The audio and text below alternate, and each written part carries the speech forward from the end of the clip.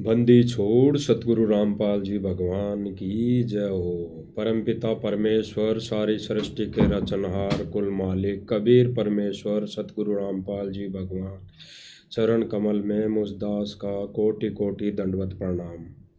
Live देख रहे सभी भाई बहनों को दास का सत्साहिब। भाई और बहनों, मालिक की रजा, मालिक की दया, मालिक की बड़ी मेहर, आज फिर मालिक की दया से लाइव आए हैं। लाइव का जो मुद्दा है, रीज़न है, वो भाई और बहनों निष्पक्ष का है। निष्पक्ष होकर इस भक्ति मार्ग पर चलने का है। भाई और बहनों, आश्रम मैनेजमेंट वाले हमारे ही भाई बहन हैं, हमारे कोई वो दुश्मन नहीं है। लेकिन वर्तमान समय में जो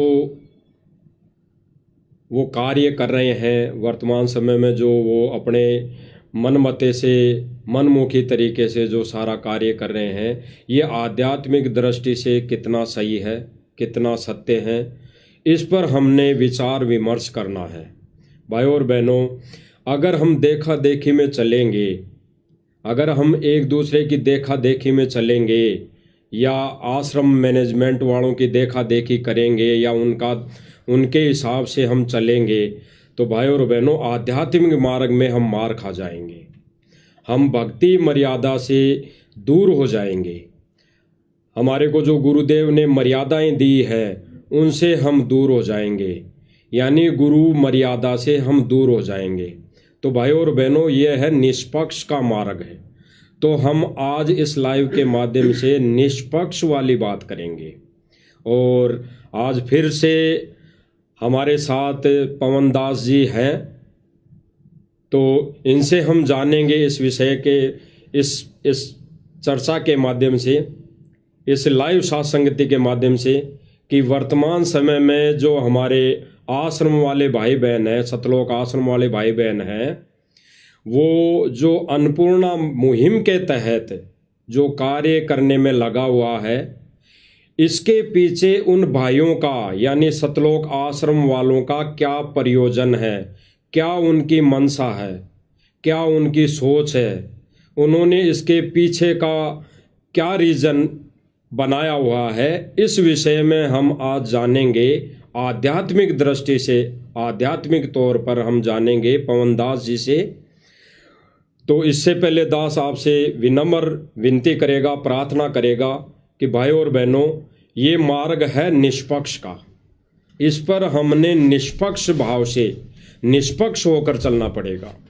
बिल्कुल निष्पक्ष होके, देखा देखी में अगर चलेंगे तो भाई और बहनों मात खा जाएंगे। 425 वर्ष पहले भी यही हालत हुई थी। 64 लाख शीशे थे, एक दूसरे की देखा देखी में फैल हो गए सारे के सारे। एक ने कहा कि भाई देखो रे गुरुजी वहाँ बैठे हैं, दूसरे ने कहा भाई हाँ देखो भाई गुरुजी वहाँ बैठे हैं, कबीर जी वहाँ बैठे हैं, कबीर जी वहाँ बैठे हैं, और एक दूसरे की देखा देखी में 64 लाख सभी के सभी फैल हो गए।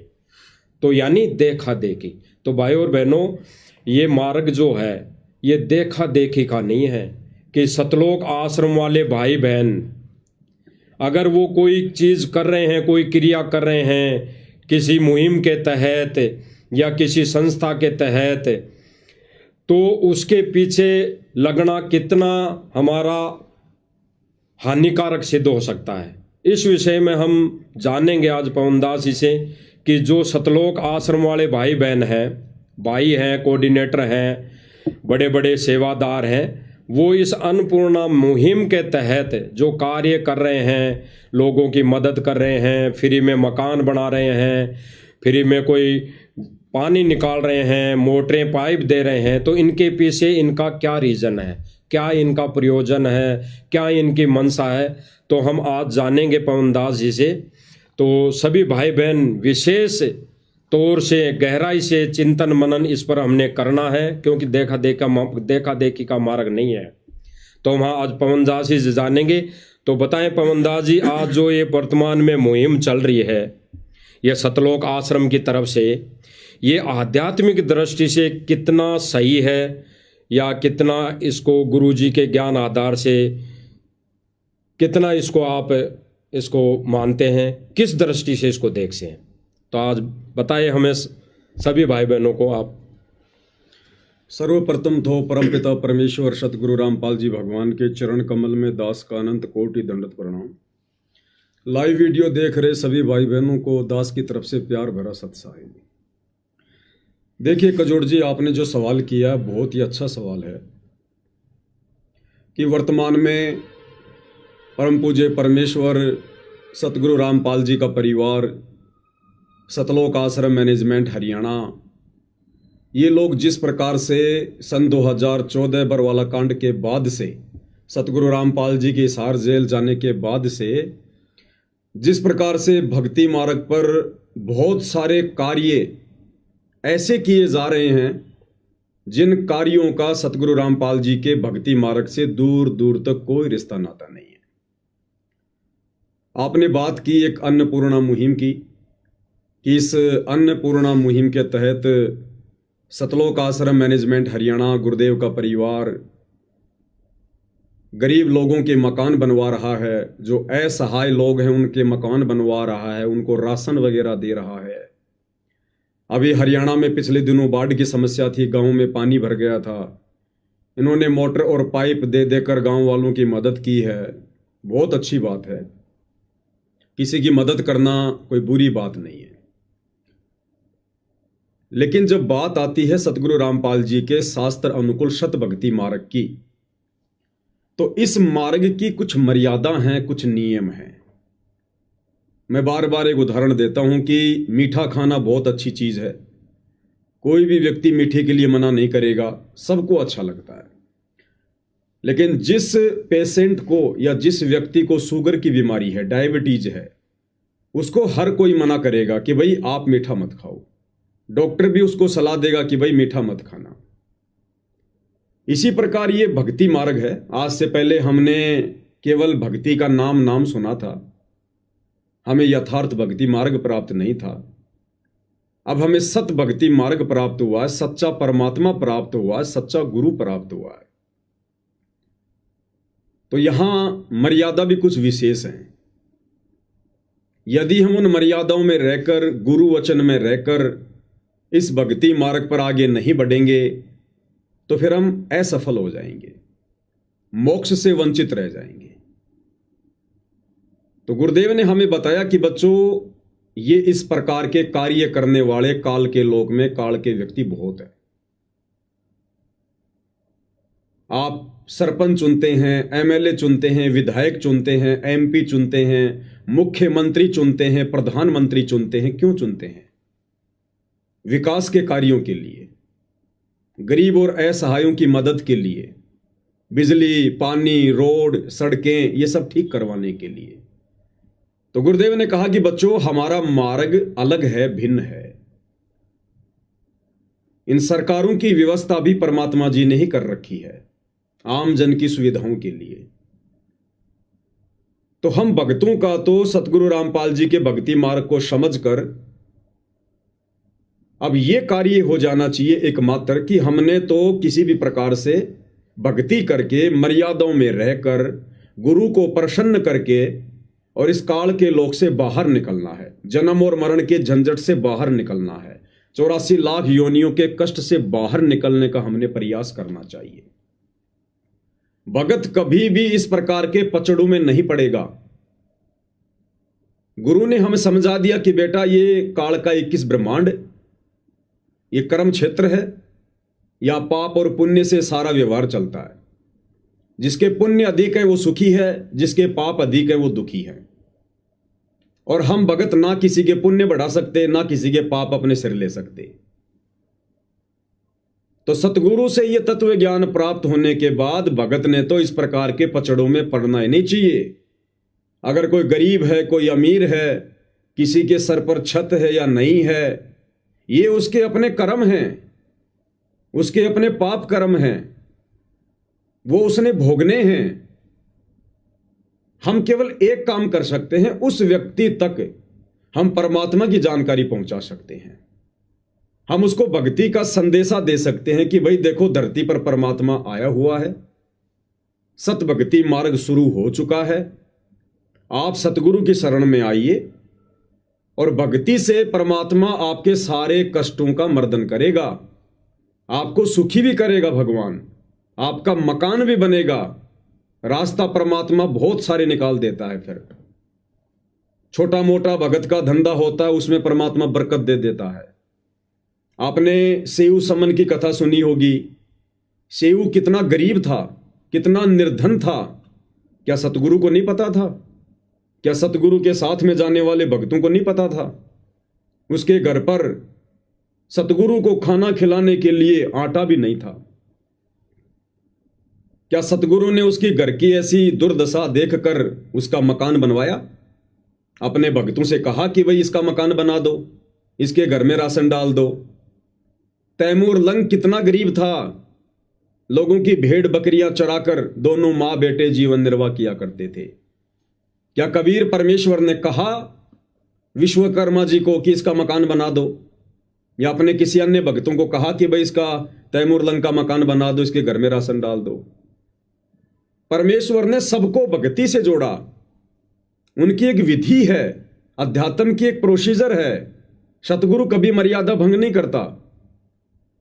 और जब उन आत्माओं ने भक्ति करनी शुरू की, सतगुरु को प्रसन्न किया, तो सेऊ सम्मन को परमेश्वर ने इतनी बरकत दे दी, इतनी बरकत दे दी, वो गरीब व्यक्ति उसी जन्म में दिल्ली का 1 नंबर का सेठ बन गया। 1 नंबर का सेठ। तैमूर लंग को परमात्मा ने अहरण के नीचे शौपन में दिखा दिया कि बेटा यहां पर धन छुपा हुआ है, और धीरे धीरे निकालना ताकि किसी को शंका ना हो। उस तैमूर लंग को, जो एक वक्त की रोटी भी बड़ी मुश्किल से पाया करता था, उसको परमात्मा ने भक्ति विधि से अपने तरीके से 7 पीढ़ी का राज्य बख्शीश कर दिया। तो गुरुदेव भगवान कहते हैं कि बच्चों, परमात्मा जब किसी को देता है तो उसके देने की विधि अलग है। एक सत्संग में गुरुदेव ने बताया कि बच्चों, वो परमात्मा भी यदि इस पृथ्वी पर आकर जनसाधारण जैसे ही कार्य करेगा तो फिर काहे का परमात्मा है? तो ये मकान तो सरकार भी बना के दे देती है, मकान तो कोई समाज सेवी संस्था भी बना के दे देती है, मकान गांव के लोग इकट्ठा होकर भी दे देते हैं बना के। तो ये तो जनसाधारण के जैसे कार्य हैं। परमात्मा जब करता है तो इनसे भिन्न करता है, अलग करता है। तो सतगुरुदेव ने हम भक्तों को यही शिक्षा दी है। यदि किसी ने उनकी शिक्षा समझी हो, तो उनके सत्संगों पर विचार किया हो, तो गुरुदेव के तत्व ज्ञान को यदि आधार बनाया हो, तो सतगुरु ने हमें यही शिक्षा दी है कि बच्चों, तुम इस पचड़ों में मत पड़ो। बड़ी मुश्किल से तुम्हारा दाव लगा है, थोड़ा सा समय है, अपनी भक्ति मर्यादाओं में रहकर सतगुरु को प्रसन्न करके, इन श्वासों का सदुपयोग करके, दुनियादारी से मुंह फेर के और यहां से सतलोक चलने की सोचो, उस दिशा में आगे बढ़ो। ये कार्य तो होते रहेंगे, तुम किन किन का सिर ढकोगे? ये तो भिखारी का लोक है, काल का लोक है। इस लोक में कभी कोई सुखी हो ही नहीं सकता। आपने यदि सृष्टि रचना पढ़ी हो कजोड़ जी, तो सतगुरु रामपाल जी ने बताया कि जब ये ज्योति निरंजन काल परमात्मा के आदेश अनुसार अपने बड़े भाई कूरम के पास में सृष्टि रचना की सामग्री लेने के लिए गया, तो कूरम उस समय समाधि में था, भक्ति में था। ज्योति निरंजन उसके पास जाता है और कहता है कि भाई उठ, जाग, मुझे पिताजी ने भेजा है, मुझे सामग्री चाहिए। वो अपनी समाधि में लीन था। ज्योति निरंजन धैर्य नहीं रख पाया, उसने सोचा ना जाने इसकी समाधि कब टूटेगी। ज्योति निरंजन ने धैर्य खोकर हड़बड़ी में कूरम के मुकुट को हिला दिया, उसे जगाने के लिए, समाधि से वापस लाने के लिए। जैसे उसने मुकुट को हिलाया, उसमें से 5 तत्व 3 गुण निकले। ज्योति निरंजन ने देखा, वाह, मुझे जो चाहिए था वो मिल गया। इतने में कूरम की समाधि टूट गई। कूरम ने कहा, भाई आप ये क्या कर रहे हो? उसने कहा कि मैं तुझे जगा रहा था, मेरे को सृष्टि रचना की सामग्री चाहिए। कूरम ने कहा कि ये आपको किसने बताया? मेरे और कबीर परमात्मा के अलावा तो किसी को पता ही नहीं है। बोला, उन्होंने भेजा मुझे। तो कूरम ने एक अच्छे बेटे का फर्ज निभाते हुए कहा कि भाई मैं पहले पिताजी से पूछूंगा, ये तो बहुत अनमोल वस्तु है, मैं पहले पिताजी से पूछ लेता हूं, कोई दिक्कत नहीं, आप बैठो, अगर पिताजी यस कर देंगे तो मैं आपको दे दूंगा। लेकिन ज्योति निरंजन को धैर्य नहीं रहा और वो वहां से कूरम के मुकुट को हिलाकर सारी सामग्री लेकर वहां से दौड़ गया। जब कूरम ने परमात्मा से समाधि अवस्था में बात की तो कूरम ने कहा कि पिताजी ऐसे ऐसे मेरे साथ में बदसलूकी करके और वो ज्योति निरंजन ऐसे ऐसे सामग्री ले गया और मैं उसको घड़ूंगा, मैं उसकी पिटाई करूंगा। तो कबीर परमेश्वर जी ने कहा कि बेटा उसने तो गलती कर दी, कोई बात नहीं, तू ऐसी गलती मत करना, और आज के बाद मैं उसको श्राप देता हूं, उसके लोक में 21 ब्रह्मांड में कभी भी शांति नहीं रहेगी। ऐसे ही लोग झगड़ेंगे, मरेंगे, कटेंगे, फंसेंगे, अशांति बनी रहेगी।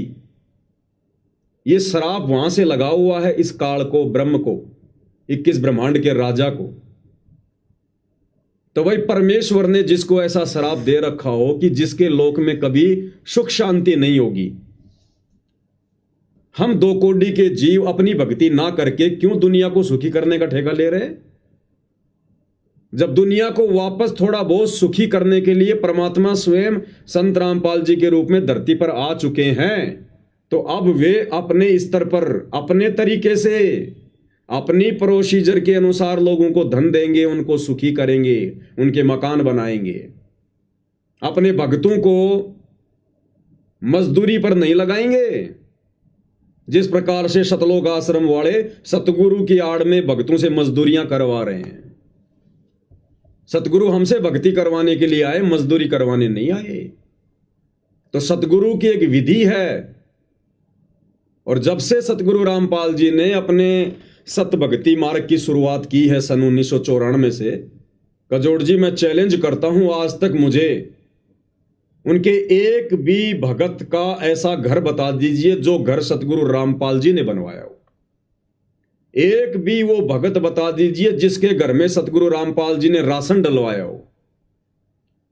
बाढ़ तो हरियाणा में आज से पहले भी कई बार आई है। एक भी गांव बता दीजिए जिस गांव में सतगुरु रामपाल जी ने मोटर और पाइप की व्यवस्था करवाई हो। वो ऐसा करवाएंगे नहीं, उनकी विधि अलग है। जिस प्रकार कोई भी रोगी रोड पे पड़ा हुआ है, कितना ही भयंकर रोग से ग्रस्त है, कितना ही दुखी है, डॉक्टर उसका रोड पर इलाज नहीं करेगा। डॉक्टर के नियम है, मर्यादा है, विधि है।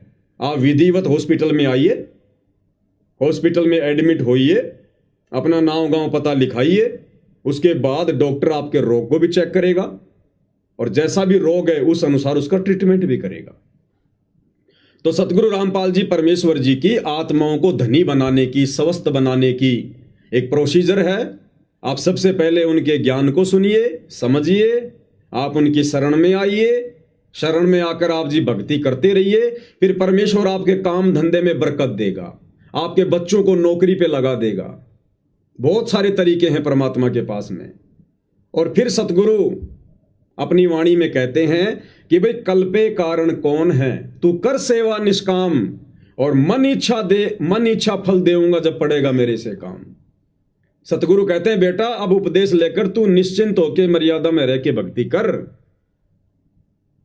ये विकल्प संकल्प करना छोड़ दे, ऐसा होगा वैसा होगा, ऐसा नहीं होगा।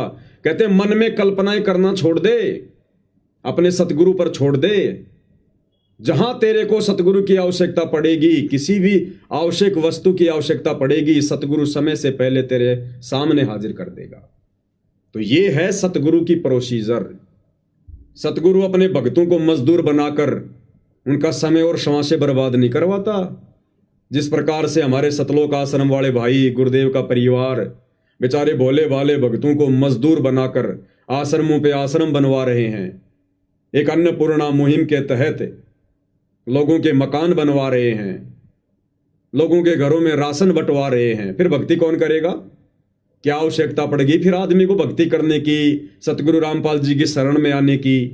अरे दुखी आदमी तो भक्ति पे जुड़ता है, भक्ति पे आता है।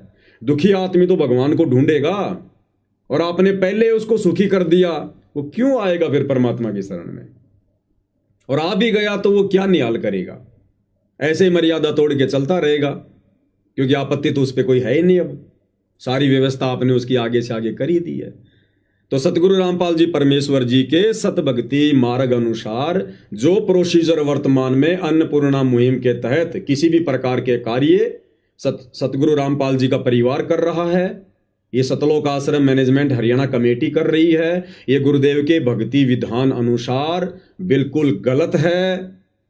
भगत समाज के ज्योति पाठ और दान के पैसे की बर्बादी की जा रही है। ये परीक्षा का समय है। काल भगतों को हर प्रकार से मर्यादा तुड़वाकर सतगुरु से दूर करने की कोशिश कर रहा है, और काफी हद तक काल बली अपने इस षड्यंत्र में सफलता भी प्राप्त कर रहा है। क्योंकि नादान संगत भी, जिस प्रकार बिल्ली के आगे कबूतर आंख बंद करके बैठ जाता है, वो हालत इस नादान संगत की हो रही है। अब आपने कहा कि ये जो मकान बनाए जा रहे हैं अन्नपूर्णा मुहिम के तहत, तो भक्ति मार्ग में ये कहां तक सही है? और ये जो मकान बनाए जा रहे हैं इसके पीछे क्या इनका औचित्य है, क्या इनकी सोच है? देखिए कजोड़ जी, मैं स्पष्ट कर देता हूं, अगर सतगुरु रामपाल जी अगर इस प्रकार की किसी अन्नपूर्णा मुहिम के तहत लोगों के मकान भी बनवाना शुरू करेंगे, तो सबसे पहले वो अपने गरीब और निर्धन भक्तों के बनवाएंगे, अपने गरीब और निर्धन भक्तों के बनवाएंगे। बिल्कुल कजोड़ जी, कॉमन सेंस की बात है। आपके घर पर दूध देने वाली गाय है, आपके पड़ोसी के घर पर भी है। आप बाजार से उनका आहार लेके आएंगे, बिनोले लेंगे, खल लेके आएंगे, काकड़े लेके आएंगे, जो पशु आहार होता है। तो आप सबसे पहले कौन सी गाय या भैंस को खिलाएंगे? अपनी को या पड़ोस वाली को? वो तो खुद की को खिलाना पड़ेगा, खुद ही को खिलाना पड़ेगा ना। दूध देने वाली को ही खिलाना पड़ेगा, और दूध देने वाली को खिलाना पड़ेगा, क्योंकि वो अधिक दूध देगी। सही बात। इसी प्रकार सतगुरु रामपाल जी ने भी अपने सत्संगों में बताया कि यदि आपने विशेष आदर और सम्मान देना है, विशेष सेवा करनी है, तो भक्तों की करो, क्योंकि भगत दूध देने वाली गाय है, क्योंकि वो भक्ति पर लगे हुए हैं, उनके पास में भक्ति धन जमा हो रहा है। यदि आप उनकी सेवा करोगे, उनसे प्यार प्रेम से बोलोगे, तो आपको सेवा का फल मिलेगा। और जगत के पास तो खारा पानी है, खारा पानी, उस खारे पानी को यदि आप अपने मटके में डालोगे, आपका पानी भी खारा हो जाएगा। तो इस प्रकार की किसी मुहिम के तहत यदि सतगुरु रामपाल जी मकान भी बनवाएंगे, राशन भी डलवाएंगे, तो सबसे पहले अपने उन भक्तों के मकान बनवाएंगे जो बेचारे आज भी टूटी फूटी झोपड़ियों में रह रहे हैं। सतगुरु रामपाल जी की 50% संगत, या मैं कहूं इससे ज्यादा, टूटी फूटी झोपड़ियों में रहती है। आप छत्तीसगढ़ में जाके देखिए, झारखंड में जाके देखिए, मध्य प्रदेश में जाकर देखिए, बंगाल में जाकर देखिए, गरीबी रेखा से भी नीचे जीवन यापन कर रहे हैं संत रामपाल जी के 50% भगत। बहुत सारे भगत बेचारे पोस्ट वायरल करते हैं बरसात के समय में, उनकी झोपड़ी से पानी टपक रहा है, जहां उन्होंने अपने गुरु का दरबार लगा रखा, वहां पर पानी टपक रहा है। वो समर्थ नहीं है अपना मकान बनाने में, तो उन भक्तों के मकान क्यों नहीं बनाए जा रहे? एक भी भगत ऐसा बता दीजिए इस अन्नपूर्णा मुहिम के तहत जिसका मकान बनाया गया हो। ये सारे के सारे मकान अनउपदेशी, जगत वाले, आधी अधूरी भक्ति करने वाले, नशा करने वाले, इन लोगों के मकान बनाए जा रहे हैं। सतलोक आश्रम मैनेजमेंट हरियाणा कमेटी के संपर्क में, उनके रिश्तेदारी में, उनकी जान पहचान वालों के मकान बनाए जा रहे हैं, या फिर किसी गरीब और असहाय का मकान भी बनाया जा रहा है, तो ऐसे गांव में बनाया जा रहा है जहां पर इन आश्रम वालों को पब्लिसिटी मिल सके, इनको वहां पर चौधरी पड़ा मिल सके, इनको मान बढ़ाई मिल सके, इनको गांव वालों का समर्थन मिल सके, इनकी पब्लिसिटी हो जाए। ये ऐसे लोगों के मकान बना रहे हैं। अन्यथा मैं आपको एक वाकया बताता हूं, क्योंकि साध संगति के कार्यक्रमों में बिना सबूतों के, बिना प्रमाणों के कोई बात नहीं होती है। हरियाणा के हिसार जिले के चूली गांव की घटना है। चूली खुर्द हिसार में पड़ता है गांव, चूली खुर्द। सतगुरुदेव जी के एक बहुत ही पुराने भगत हैं साधु दास जी। साधु दास जी ने भी सतगुरु से धनाना आश्रम में जाकर और फोन पर बात की, और उन्होंने सतगुरु को अपनी आप बीती बताई, क्योंकि साधु दास जी का घर बिजली के शॉर्ट सर्किट के कारण पूरा का पूरा जल के सवा हो गया। शायद आपने वो वीडियो भी देखा होगा, अन्यथा आपको दिखाएंगे अभी आगे। पूरा घर उनका जल के सवा हो गया, पूरा सामान जल गया। खुद सतलोक आश्रम वाले वहां गए और उन्होंने वहां रिपोर्टिंग की, पूरा वीडियो बनाया, पूरा जायजा लिया। सारा घर बिल्कुल जल के नष्ट। और साधु दास जी ने जब सतगुरु से बात की तो सतगुरु ने हिसार जेल से फोन पर आदेश दिया सतलोक आश्रम वालों को, अन्नपूर्णा मुहिम वालों को, कि भाई आप इस भगत का घर पहले से भी कहीं अच्छा बना दो, पहले से भी बढ़िया घर बनाओ इस भगत का। साधु दास जी बड़े प्रसन्न हुए कि परमात्मा ने दया कर दी, अपने घर पर आ गए। उसके बाद आश्रम वाले गए उस घर का जायजा लेने के लिए। सारा जायजा लिया, सब कुछ देखा। थोड़ा सा मैं पहले आपको वो वीडियो दिखा देता हूं एक बार लाइव में, किस प्रकार से सतलोक आश्रम वाले वहां गए और जो भगत रिपोर्टिंग कर रहा है, जो पत्रकारिता कर रहा है, वो भी भगत है। बाकायदा उसने सब कुछ देखा और क्या कुछ कहा, ये वीडियो आप जी देखिएगा पूरा ध्यान से। संकट और विपदा की मैं बात करूं तो ऐसे संकट जो है वो पता चला कि इन बच्चों ने संकट और विपदा की मैं बात करूं तो ऐसे संकट जो है वो इंसानों पर आते हैं जिसको देख के हर एक व्यक्ति दंग रह जाए और गांव के अंदर सन्नाटा छा जाता है। इसमें हरियाणा राज्य के जिला हिसार का ये गांव है चूली कला। चूली कला खुर्द और चूली कला और खुर्द जो है ये एक साथ ही दोनों गांव हैं। इसके अंदर मैं मौजूद हूं और यहाँ की अगर बात की जाए तो यहाँ पर जो है बड़ा एक संकट आया और संकट के बाद जो है घर के अंदर जो है पूरा का पूरा जो सामान जलकर खाक हो गया। ऐसी संकट की घड़ी में अगर मैं बात करूं कि मदद किसने की, तमाम वो बातें भी होंगी और हमारे साथ ग्रामीण भी मौजूद है। सबसे पहले मैं ये जो मकान आपको दिखाना चाहूँगा, इसके अंदर की मैं तस्वीरें दिखाऊंगा आपको। ये जो सोने का माचा है, ये जो है वॉशिंग मशीन, ये रबड़ किस तरीके से पिघला है, कितनी बड़ी ये आपदा थी, ये आप देख सकते हैं। और ये सामान मैं दिखाना चाहूँगा, ये जला हुआ सामान है सारा का सारा। ये बहुत बड़ा एक संकट था जिसके अंदर पूरा घर का जो सामान जलकर खाक हो गया। अभी मेरे साथ जो है यहाँ के जो गांव के सरपंच हैं, घर के जो मालिक हैं साधु राम जी, उनसे भी मैं मिलूंगा। छत भी बढ़ गई, इसके वॉशिंग मशीन, एलईडी वगैरह, मतलब बहुत काफी नुकसान सारा। हाँ, सब माचे मुचे और सब। सतीश जी थोड़ा सा दिखाना एक बार है, बैटरी लेना बेनी वाला जी, बैटरी लेना। ये देखो, आप धीरे धीरे आना भाई, कैमरामैन से कहूंगा थोड़ा सा दिखाना। ये देखो ये क्या क्या हालात बीतते हैं। ये देखो सारा सामान जल के जो है ना खाक हो गया। ये जो तमाम जो सामान है घर का, और कैमरामैन से बस थोड़ा सा यही कहूंगा, यहाँ जो है इनका टीवी था या जो भी था, और शॉर्ट सर्किट हुआ है जी। ये यहाँ पर डोरी थी, वहाँ पर शॉर्ट सर्किट से आग लगी है और आग लगने के बाद में ये काट गई है, ये भी जली हुई है। ये छत कभी भी गिर सकती है क्योंकि पूरी तरह जल गई थी और इसको बाद में बुझाया गया है। हम भी अब खतरे में ही खड़े हैं, वैसे ये कभी भी टूट सकती है। कड़ियां जो है मकान की वो जल चुकी हैं। मैं दिखाना चाहूंगा आपको, आप थोड़ा सा आगे ले कैमरा। हाँ बिल्कुल, ये जो कड़ियां आप तस्वीरों में देख रहे हैं ना, हाँ ये सारी जल चुकी है ना जी, सारी जल चुकी हैं ये कड़ियां। बिल्कुल। सतीश जी, बेनीवाल जी, आप कह रहे हो जिस प्रकार ये कभी भी गिर सकता छत जी, इसके नीचे खड़े रहना तो खतरे से खाली नहीं है। तो रह नहीं सकता। बिल्कुल। इनके परिवार को भी हम कहना चाहेंगे भाई ये इसके अंदर अब न रहें, क्योंकि इसकी छात का ये दोबारा इसकी छात बदलनी पड़ेगी, उसके बाद में इसका वसाजत का काम कर इधर। ठीक है, तो ये देखा आपने, तस्वीरें लाइव देख रहे थे आप, कैसा ये मंजर है ये मैं दिखाना चाहूंगा आपको। देखिए सब चीजें जो है वो जल चुकी है, सब चीजें जल चुकी है, ये देखिए आप, सब चीजें नष्ट हो चुकी है, दरवाजे जल चुके हैं, सब चीजें, कड़ियां जल चुकी है। और ये देखिए कपड़े, देखिए सब कपड़े जो है वो जले हुए पड़े हैं।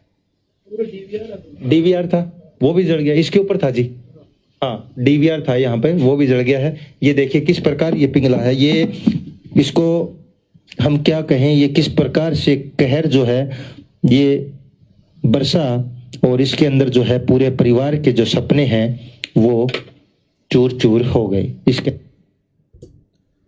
तो कजोड़ जी आपने अपनी आंखों से देख लिया, दर्शकों ने भी देख लिया, खुद सतलोक आश्रम वाले वहां गए, बाकायदा वीडियो बनाया और खुद कह रहे हैं कि सारा सामान जल के चूर चूर हो गया, और जिस छत के नीचे हम खड़े हैं यहां रहना खतरे से खाली नहीं है। और लाइव आप देख रहे हैं, बिल्कुल बुरी हालत में है घर। अब कजोड़ दास जी, क्या इस भगत का घर नहीं बनना चाहिए था? बिल्कुल बनना चाहिए, जबकि ये तो भगत है। भगत है ना, बिल्कुल इनका तो और भी जल्दी बनना चाहिए, पहले बनना चाहिए। जगत वाले तो झूठ बोलकर भी बना सकते हैं, खुद के घर को जलाकर भी बिल्कुल नया बनवा सकते हैं। बिल्कुल। उसके बावजूद भी आज कई महीने बीत गए, इस भगत का घर नहीं बनाया गया, इसको मना कर दिया गया सतलोक आश्रम मैनेजमेंट हरियाणा ने, गुरुदेव के परिवार ने। और कारण क्या बताया कि आपके घर पर तो एक मोटरसाइकिल और एक छोटा हाथी टेम्पू अभी शेष है, हम आपका घर नहीं बना सकते। भाई जब सतगुरुदेव जी ने आदेश दे दिया, क्या हिसार जेल में बैठे उस अंतर्यामी भगवान को, ये आश्रम वाले कहते हैं ना वो तो भगवान है, भगवान है, तो भगवान तो अंतर्यामी होता है। तो जब भगत ने प्रार्थना की थी तो क्या भगवान की आंखों के सामने मकान नहीं आया होगा? तो भगवान ने भी सोच समझ के आदेश दिया होगा ना। जब गुरु ने आदेश दे दिया कि भाई इस भगत का मकान पहले से कहीं अच्छा बना दो, तो मुझ पवन दास के हिसाब से तो इन आश्रम वालों ने उस घर पर जो वीडियो बनवाया है भगत को बेचकर, वो भी बेवकूफी है, वो भी मूर्खतापूर्ण कार्य किया इन्होंने। जब सतगुरु ने आदेश दे दिया कि पहले से अच्छा घर बना दो, तो इन्होंने वीडियो बनवाने की भी जरूरत नहीं थी, तुरंत कार्य उसी दिन से शुरू कर देना चाहिए था। जैसे आम जगत वाले लोगों का 15 दिन में तो मकान बना के तैयार कर देते हैं डबल स्टोरी का, लेकिन इस भगत का मकान अभी तक नहीं बनाया गया और रिजेक्ट कर दिया गया कि भैया आपके पास में तो एक मोटरसाइकिल और एक छोटा हाथी टेम्पू अभी शेष है। वो परिवार उस टेम्पू में सोएगा क्या? अरे अगर टेम्पू शेष है तो क्या उसको भी जला दिया जाए, तब तुम्हारे दिल को शांति मिलेगी? उस जले हुए टेम्पू को देखकर फिर मकान बनाओगे क्या? या वो परिवार उस टेम्पो में सोएगा क्या? वो गाय भैंस अपने टेम्पो में बांधेगा क्या? इन लोगों ने जानबूझकर सतगुरु के आदेश की धज्जियां उड़ाई, अवहेलना की, क्योंकि दुनिया की नजरों में, दुनिया को दिखाने के लिए ये आश्रम वाले संत रामपाल जी को भगवान भगवान, परमात्मा परमात्मा कहते, मानते नहीं है। और उस भगत का मकान अभी तक नहीं बनाया गया, क्योंकि अगर भगत का मकान वो बनवा देते तो इन लोगों को चौधर नहीं मिलती, इन आश्रम वालों को पब्लिसिटी नहीं मिलती, मजा नहीं आता फिर उस भगत के घर का उद्घाटन करने में, किसी गांव के सरपंच विधायक को बुलाकर उसके हाथों में उस घर की चाबी देने में मजा नहीं आता। लोग ये कहते रहे कौन सी बड़ी बात हो गई, ये तो बाबा रामपाल का भगत था, बाबा रामपाल ने बनवा दिया, इसमें क्या बड़ी बात थी? इनको पब्लिसिटी नहीं मिलनी थी, वहां पर जो मान बढ़ाई की इनको भूख है वो नहीं मिलनी थी इनको। तो जानबूझकर इन्होंने अपने गुरु के आदेशों की अवहेलना की, जबकि गुरु ने आदेश दे दिया उस भगत को, उसके बावजूद भी इन लोगों ने अभी तक उस भगत का मकान नहीं बनवाया। ये टोटल मामला चौधरीपणे का है, दिखावे का है, पब्लिसिटी का है, टोटल काल प्रेरणा है। अब मैं आपको दिखाता हूं, दिल्ली में इन्होंने एक मकान बनाया, जबकि वो मकान जला भी नहीं था, आराम से वो परिवार उस मकान में रह रहा था, टाइम पे अपना खाना पीना भी हो रहा था, लेकिन पब्लिसिटी की भूख में और इन लोगों ने वो मकान बनवाया और कैसी झूठी एक्टिंग करके संगत से और अधिक दान धर्म लेने का ये प्रयास करते रहते हैं। ये गिरीश भगत है, दिल्ली से है, ये वकील है, गुरुदेव के मुकदमों में भी ये वकील बना हुआ है। इसने आश्रम वालों को इंक्वायरी भेजी कि ऐसे ऐसे दिल्ली में मेरे आसपास के मोहल्ले में एक मकान बनाओ, और वो जगत वाले का मकान बनवाने के लिए, जिस मकान की हालत उस साधुदास भगत से बहुत अच्छी थी, चूली खुर्द इसार वाले भगत के घर से बहुत अच्छी हालत थी उस घर की, फिर भी जबरदस्ती इस गिरीश ने आश्रम वालों से कहकर वो मकान बनवा दिया। और कैसी एक्टिंग कर रहा है भाई, साध संगति से जुड़े हुए भक्तों को लठों से मारने वाले, मरवाने वाले। एक समय दिल्ली में साध संगति थी, इसी गिरीश ने अपने साथियों को भेजकर पुलिस वालों की मदद लेकर और उस साध संगति में भक्तों को बुरी तरह से मरवाया, पिटवाया, और आज ये मगरमच्छ के आंसू निकालकर संगत से हमदर्दी प्राप्त कर रहा है। और क्या कह रहा है, इनके वचन सुनिए। परमात्मा कहते हैं, साधु शब्दा परखिए, दुख पड़े घरनार, सूरवीर जद जानिए जब रण बाजे तलवार, और वाणी ही से पहचानिए कुटिल नीत की घात, अंदर की उस गंदगी की फिर निकले मुंह से बात। किस प्रकार का स्टेटमेंट दे रहा है कि जब मैंने इस गरीब परिवार को देखा, मैंने इनसे बातें की, इनकी हालात को देखा, इन्होंने 1 महीने से भोजन नहीं किया, 1 महीने से इन बच्चों ने रोटी नहीं खाई, खाना नहीं खाया। मैंने तुरंत सतगुरुदेव जी को फोन लगाया, प्रार्थना लगाई कि हे गुरुदेव, 1 महीने से इन बच्चों ने भोजन नहीं किया। मतलब गुरुदेव अंधे हैं, गुरुदेव को दिखाई नहीं देता कि दुनिया में कौन भोजन कर रहा है, कौन नहीं कर रहा है।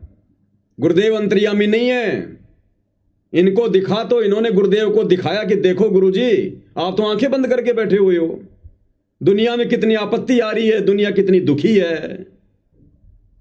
1 महीने से इन बच्चों ने भोजन नहीं किया। आप इसकी एक्टिंग देखिए एक बार, ये मगरमच्छ के आंसू देखिए आप एक बार, जिन आंसुओं के पीछे ये नादान संगत बेचारी पागल होकर इनको ज्योति पाठ और दान का पैसा देकर अपने कर्म फोड़ रही है। ध्यान से सुनिए। क्या कहना चाहेंगे? अभी इनका बाथरूम भी ऊपर है, इन बच्चियों को आने जाने में दिक्कत होती है। देखिए, कह रहा कि गिरीश जी आप क्या कहेंगे, इन बच्चियों का बाथरूम ऊपर है, इनको आने जाने में दिक्कत होती है। भगत का तो मकान जल गया, उसमें दिक्कत नहीं। और वो दिल्ली वाला परिवार जिसके घर के ऊपर उनका बाथरूम, कह रहा है इनको ऊपर जाकर बाथरूम करने में भी दिक्कत हो रही है, बाथरूम भी नीचे बनवा दो। गजोड़ जी एक्टिंग ध्यान से सुनिएगा। ये तो अच्छा हुआ ये लोग बंबई की तरफ नहीं गए, नहीं तो सलमान खान को और इन सबको तो इस्तीफा ले लेना पड़ जाता। सुनिएगा। जाने में दिक्कत होती है। देखिए, जो संत रामपाल जी महाराज जी ने किया है ना, वो इस मतलब पूरे ब्रह्मांड में कोई नहीं कर सकता है। ये बच्चे पिछले 1 साल से, क्योंकि आज 1 साल हो गया इनके पिताजी को मतलब जो मृत्यु हुई थी, 1 साल से ये बच्चे बिल्कुल अनाथ का जीवन व्यतीत कर रहे हैं। और मतलब ठीक है, पड़ोसियों ने जितनी उनसे उनका बना, पड़ोसियों ने मदद की, पर जब पहली बार जब हम इन बच्चों के पास आए तो हमें पता चला कि इन बच्चों ने 1 महीने से रोटी तक नहीं खाई है। पर जब पहली बार जब हम इन बच्चों के पास आए तो हमें पता चला कि इन बच्चों ने 1 महीने से रोटी तक नहीं खाई है। इन बच्चों ने 1 महीने से रोटी तक नहीं खाई है। और ये जहां जहां इनके मान सम्मान के कार्यक्रम आयोजित हो रहे हैं वर्तमान में गांव में, जो गांव वाले संत रामपाल जी को सम्मान देने के लिए आते हैं, वहां ये वीडियो चलाए जाते हैं। और नादान संगत इन लोगों की झूठी इस रुआई को देखकर, मगरमच्छ के आंसुओं को देखकर बढ़ चढ़ के दान कर रही है काल प्रेरणा से। कह रहा कि 1 महीना हो गया इन बच्चों ने भोजन तक नहीं किया, भोजन तक। 1 महीना, 1 महीना। सुनिए।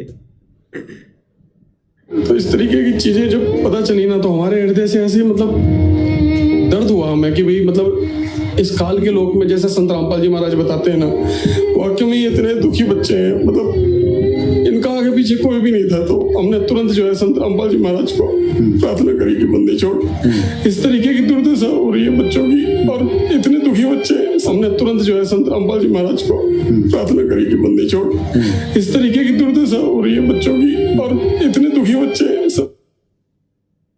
भाई और बहनों, ये भावनाओं में बहकर निर्णय लेने का समय नहीं है। इसी प्रकार से तो राजा जनक को काल ने ठग लिया था। जब वो स्वर्ग में जा रहा था विमान में बैठ के, तो काल ने राजा जनक को ठग लिया। नरक में 12 करोड़ आत्माओं की वो चित्कार, वो पुकार राजा जनक के कानों में डाल दी। अब इन भक्तों की ये झूठी चित्कार, ये पुकार, ये मगरमच्छ के आंसू, ये एक्टिंग इन नादान संगत को सुनाई जा रही है, ताकि संगत इन कुपात्रों को आंख बंद करके और पैसा दे, और ये कुपात्र उस पैसे का इसी प्रकार से दुरुपयोग करते रहे। कह रहा 1 महीने से इन बच्चों ने कुछ नहीं खाया। कजोड़दार जी वो तो चलो बच्चे थे जिन्होंने 1 महीने से कुछ नहीं खाया इन लोगों के अनुसार।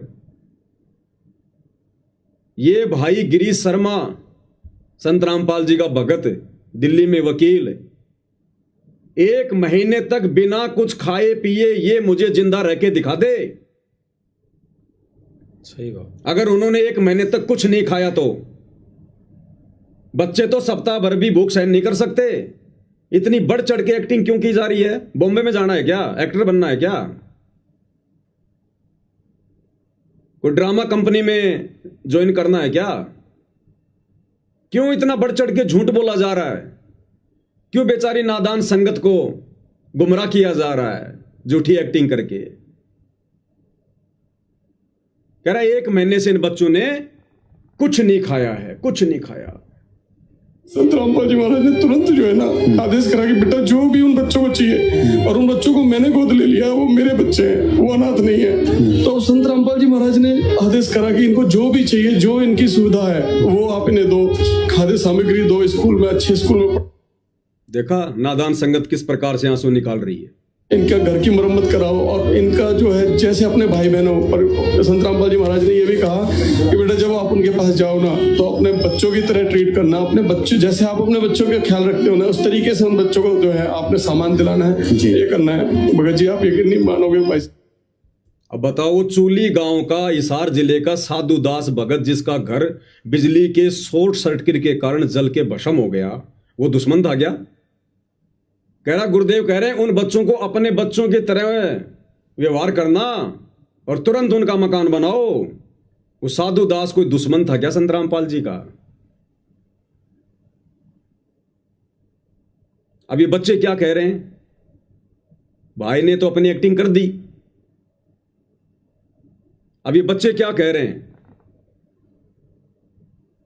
खुद सतलोक आश्रम वाले माइक हाथ में लेकर कह रहे हैं कि बच्चों को समय पे भोजन भी नहीं मिलता, ये भी नहीं मिलता। और कह रहा जिस दिन इनको रोटी सब्जी नहीं मिलती उस दिन ये दूध और ब्रेड खाते हैं। जिस दिन इन बच्चों को सब्जी रोटी नहीं मिलती है, कह रहा ये बच्चे खुद कह रहे हैं कि उस दिन हम तो दूध और ब्रेड खाते हैं। कजोड़ दास जी मुझे ये बताइए, रोटी सब्जी ज्यादा महंगी है या दूध और ब्रेड ज्यादा महंगा है? बताइए। तो दूध ही महंगा है, ब्रेड महंगी है। आटे से महंगी ब्रेड और सब्जी से महंगा दूध। बिल्कुल। और बच्चे कह रहे हैं जिस दिन हमें रोटी नहीं मिलती हम तो दूध और ब्रेड खाते हैं। किसने कह दिया हम 1 महीने से कुछ खाए नहीं? वो भगत होकर झूठ बोल रहा है, ये बच्चे होकर, जगत वाले होकर बिल्कुल सत्य बोल रहे हैं। सत्य बोल रहे हैं। क्या कह रहे हैं खुद आश्रम वाले? सा न्यूज चैनल वाले रिपोर्टिंग कर रहे हैं और कह रहे हैं कि जिस दिन इनको सब्जी रोटी नहीं मिलती, भोजन नहीं मिलता, उस दिन ये बच्चे दूध और ब्रेड खाकर काम चलाते हैं। सुनिएगा इनकी वो अगुवाई। आइए अब मिलते हैं बच्चों से और सुनते हैं कि वे कैसे इन हालातों में जी रहे हैं। बारिश आ जाए तो पानी भर जाता है, घर में पानी भर जाता है जी, और सब जगह से चोने लगता है, किचन भी चोता है जी। कजोड़दास जी, दिल्ली में लाखों की संख्या में ऐसी झुग्गी झोपड़ियां होंगी बारिश के समय में जो पानी टपकता है। बिल्कुल। उन लाखों में से 50,000 के तो माँ बाप भी नहीं होंगे, बेचारे यहां वहां से कचरा चुन के भीख वाक मांग के अपना काम चलाते हैं। इनको पूरी दिल्ली में एक ही गरीब परिवार दिखाई दिया क्या?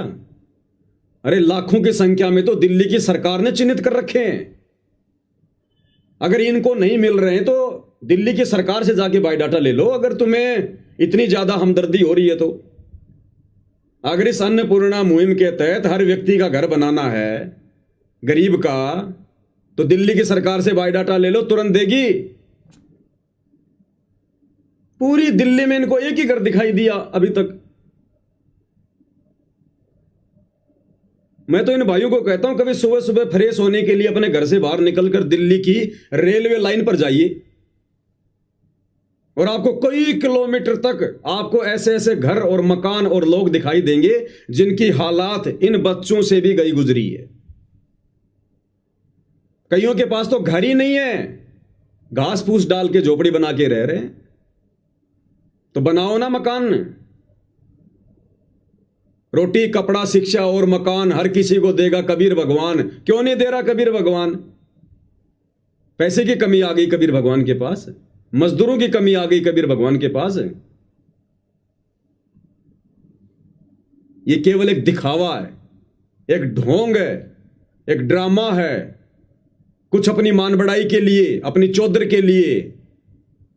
और ज्यादातर ये काल भक्तों की मर्यादा तुड़वाकर इस प्रकार के ड्रामे करवा रहा है। मेन मकसद है आत्माओं की मर्यादा तुड़वाना, सतगुरु के वचन की अवहेलना करवाना।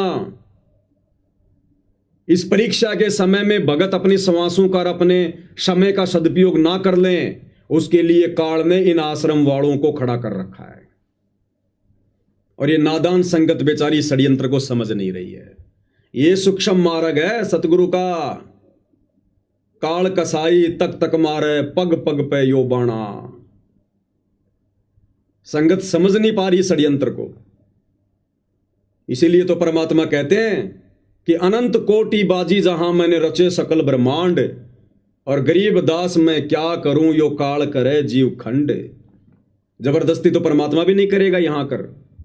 और अंत में सतगुरु ये कहता कि भाई मैं क्या कर सकता हूं बच्चों, मेरा भी काल के साथ एग्रीमेंट है।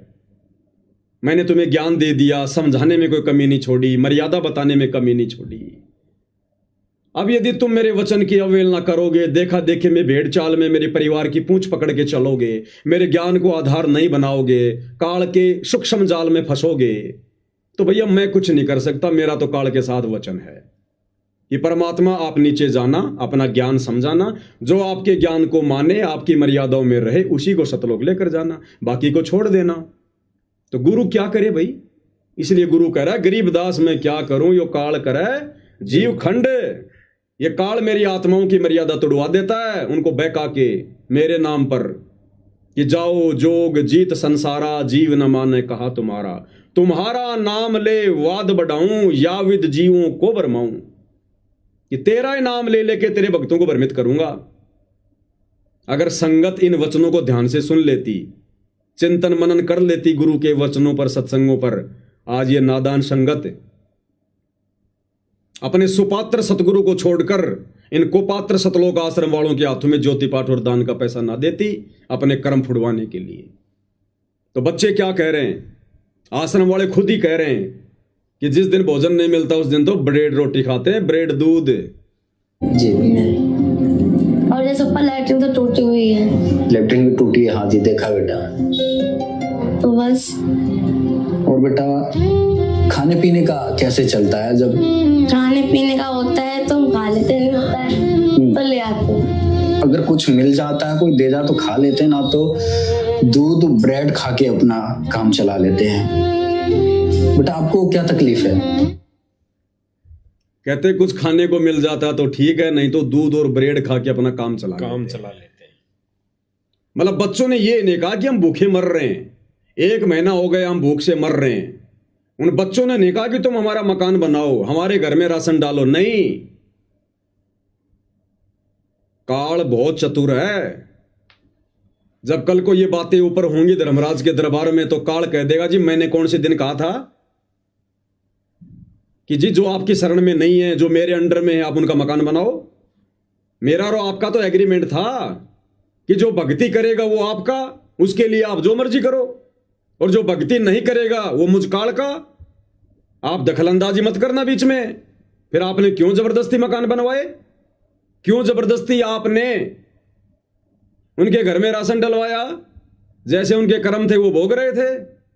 अगर आपने राशन डलवाना था, आपने मकान बनवाना था, पहले आप उनको अपने शरण में लेते, पहले आप उनको अपना बनाते। ये काल इस प्रकार से कर्मों में फेरबदल करवा के, हेरा फेरी करवा के, वर्तमान में इन आश्रम वालों के माध्यम से नादान संगत की मर्यादाएं तुड़वा रहा है। ये सारा का सारा मामला चौधर का है, मान बढ़ाई का है। इन सतलोक आश्रम वालों की बुद्धि पूरी तरह से भ्रष्ट है, काल प्रेरित है। इस नादान संगत को समझ में नहीं आ रही है ये बात, और जिस समय नादान संगत को समझ में आएगी उस समय ये संगत वापस भक्ति मार्ग पर नहीं आ सकती। सतगुरु की पहुंच से बहुत दूर निकल चुकी होगी।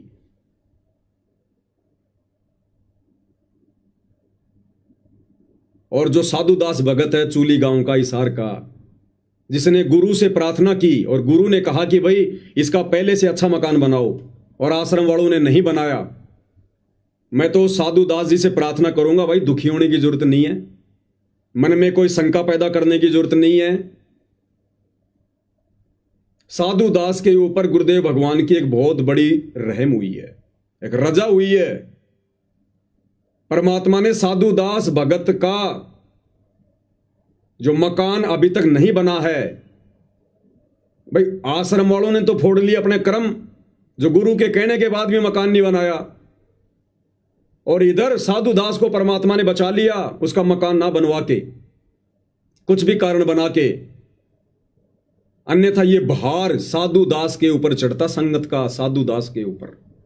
वो मकान जितने का भी बनता, 2 लाख का, 5 लाख का, 10 लाख का, वो सारा का सारा भार इस साधुदास भगत के सिर पर रखा जाता।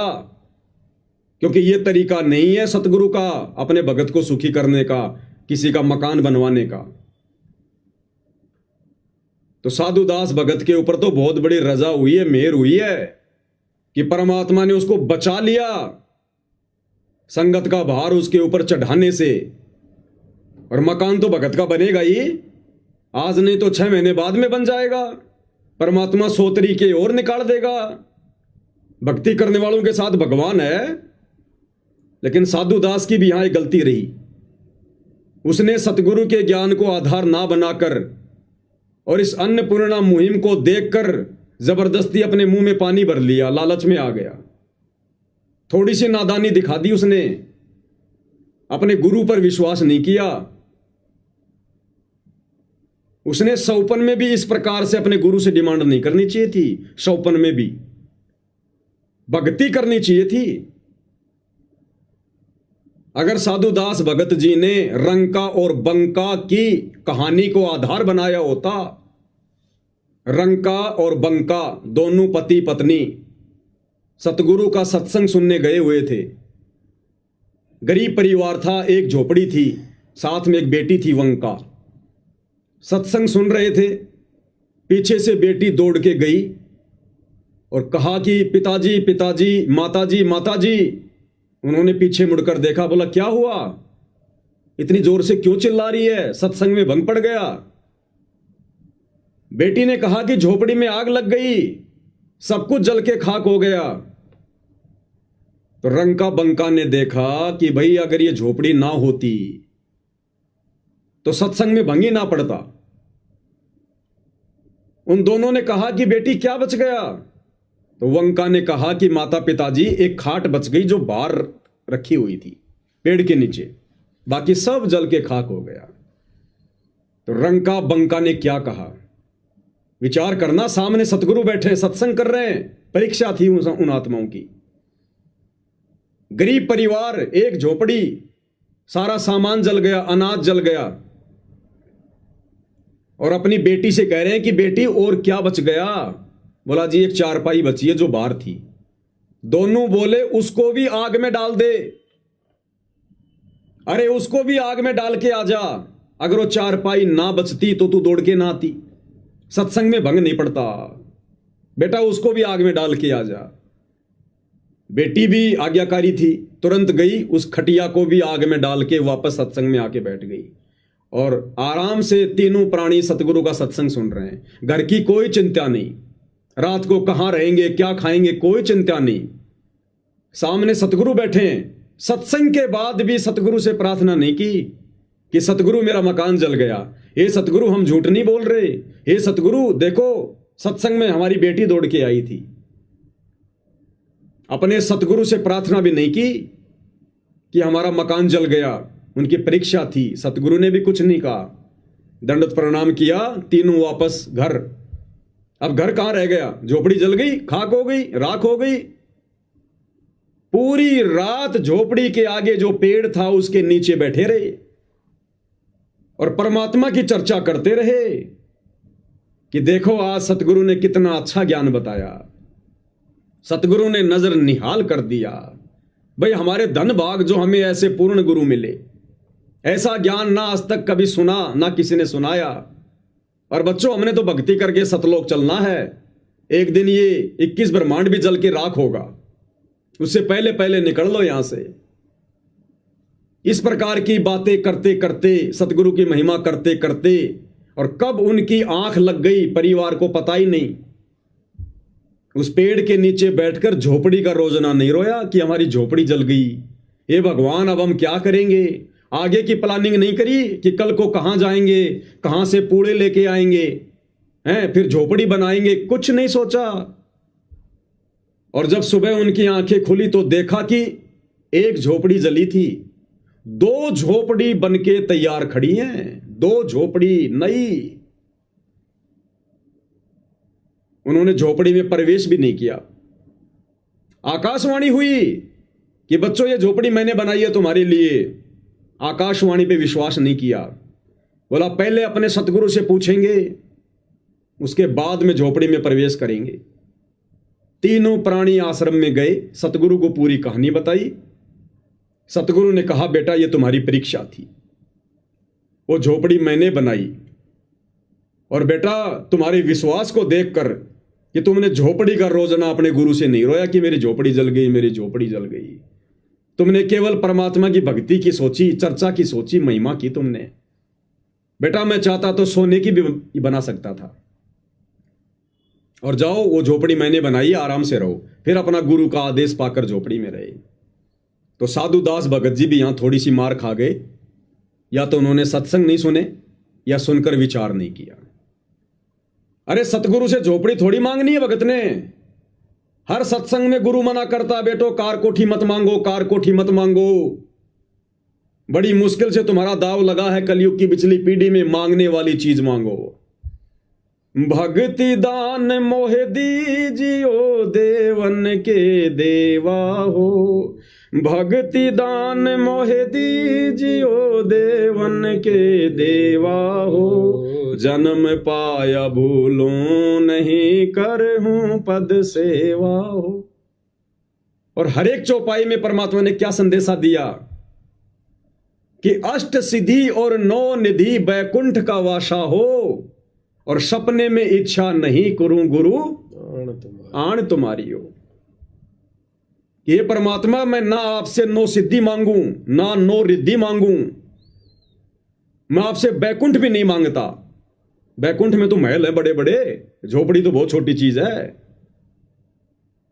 केवल आपकी भक्ति मांगूंगा। मर्यादा मांगूंगा। आगे कह रहे सुख संपत्ति परिवार धन और सुंदर नारी हो, और सपने में इच्छा नहीं करूं गुरुआन तुम्हारी हो। ये परमात्मा मुझे इस गंदे लोक की कोई सांसारिक वस्तु नहीं चाहिए, कोई सुख नहीं चाहिए मुझे, कोई झूठी संपत्ति नहीं चाहिए, मुझे केवल आपकी भक्ति चाहिए।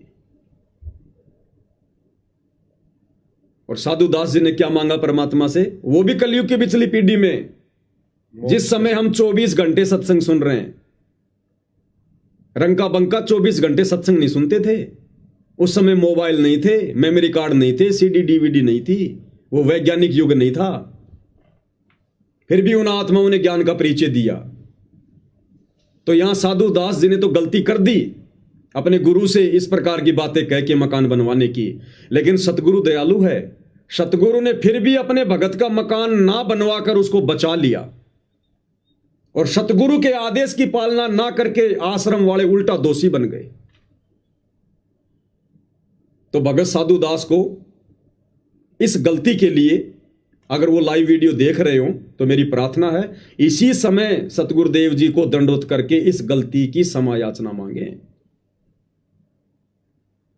कि परमात्मा आगे से इस दास से ऐसी गलती नहीं होगी। ये मालिक, ये तो झोपड़ी जली है, आप अगर रोड पर बैठाकर भी भक्ति करवाओगे, केवल भक्ति मांगूंगा। अपनी वाणी में क्या कहा परमात्मा ने कि नाम सहित बेवतन भला जो दर दर मांगे भीखा। अरे क्या हुआ छत्र की छाया चालई और राजपाट दिल्ली का। सतगुरु कहते हैं बच्चों, यदि तुम्हें नाम मिला हुआ है, भक्ति तुम्हें प्राप्त है, और यदि किसी कारण से तुम्हारे को देश निकाला भी दे दिया जाए, और यदि तुम्हारे को मजबूरी में भीख का कटोरा हाथ में लेकर मांग मांग के खाना पड़े, तो भी बच्चों निराश मत होना। अपने गुरु मेरे भक्ति में कोई दोष मत देखना, क्योंकि तुम्हें दुनिया की सबसे बड़ी संपत्ति ये नाम प्राप्त है। गुरु समान दाता नहीं और याचक शिष्य समान, भाई 3 लोक की संपदा सो गुरु दीनी दान। सतगुरु ने तुम्हें सबसे बड़ी संपत्ति दे रखी है, यहां के स्वर्ग बैकुंठ से भी उत्तम ये नाम दीक्षा भक्ति 5 यज्ञ। कहते हैं अगर इस भक्ति को सुरक्षित रखने के लिए, गुरु को प्रसन्न रखने के लिए, अगर कभी ऐसी नौबत आ जाए, हाथ में भीख का कटोरा भी आ जाए, तो अपने सतगुरु में कभी दोष मत देखना। सतगुरु से डिमांड मत करना सांसारिक इच्छाओं की, मकान की, कार की, कोठी की, बेटे की, पोते की, नौकरी की। नहीं, सतगुरु नाराज होगा। इस कलयुग की पिछली पीढ़ी में पूरा खुलासा करने के बाद, पूरा तत्व ज्ञान देने के बाद, और फिर भी तुम सतगुरु से क्या मांग रहे हो?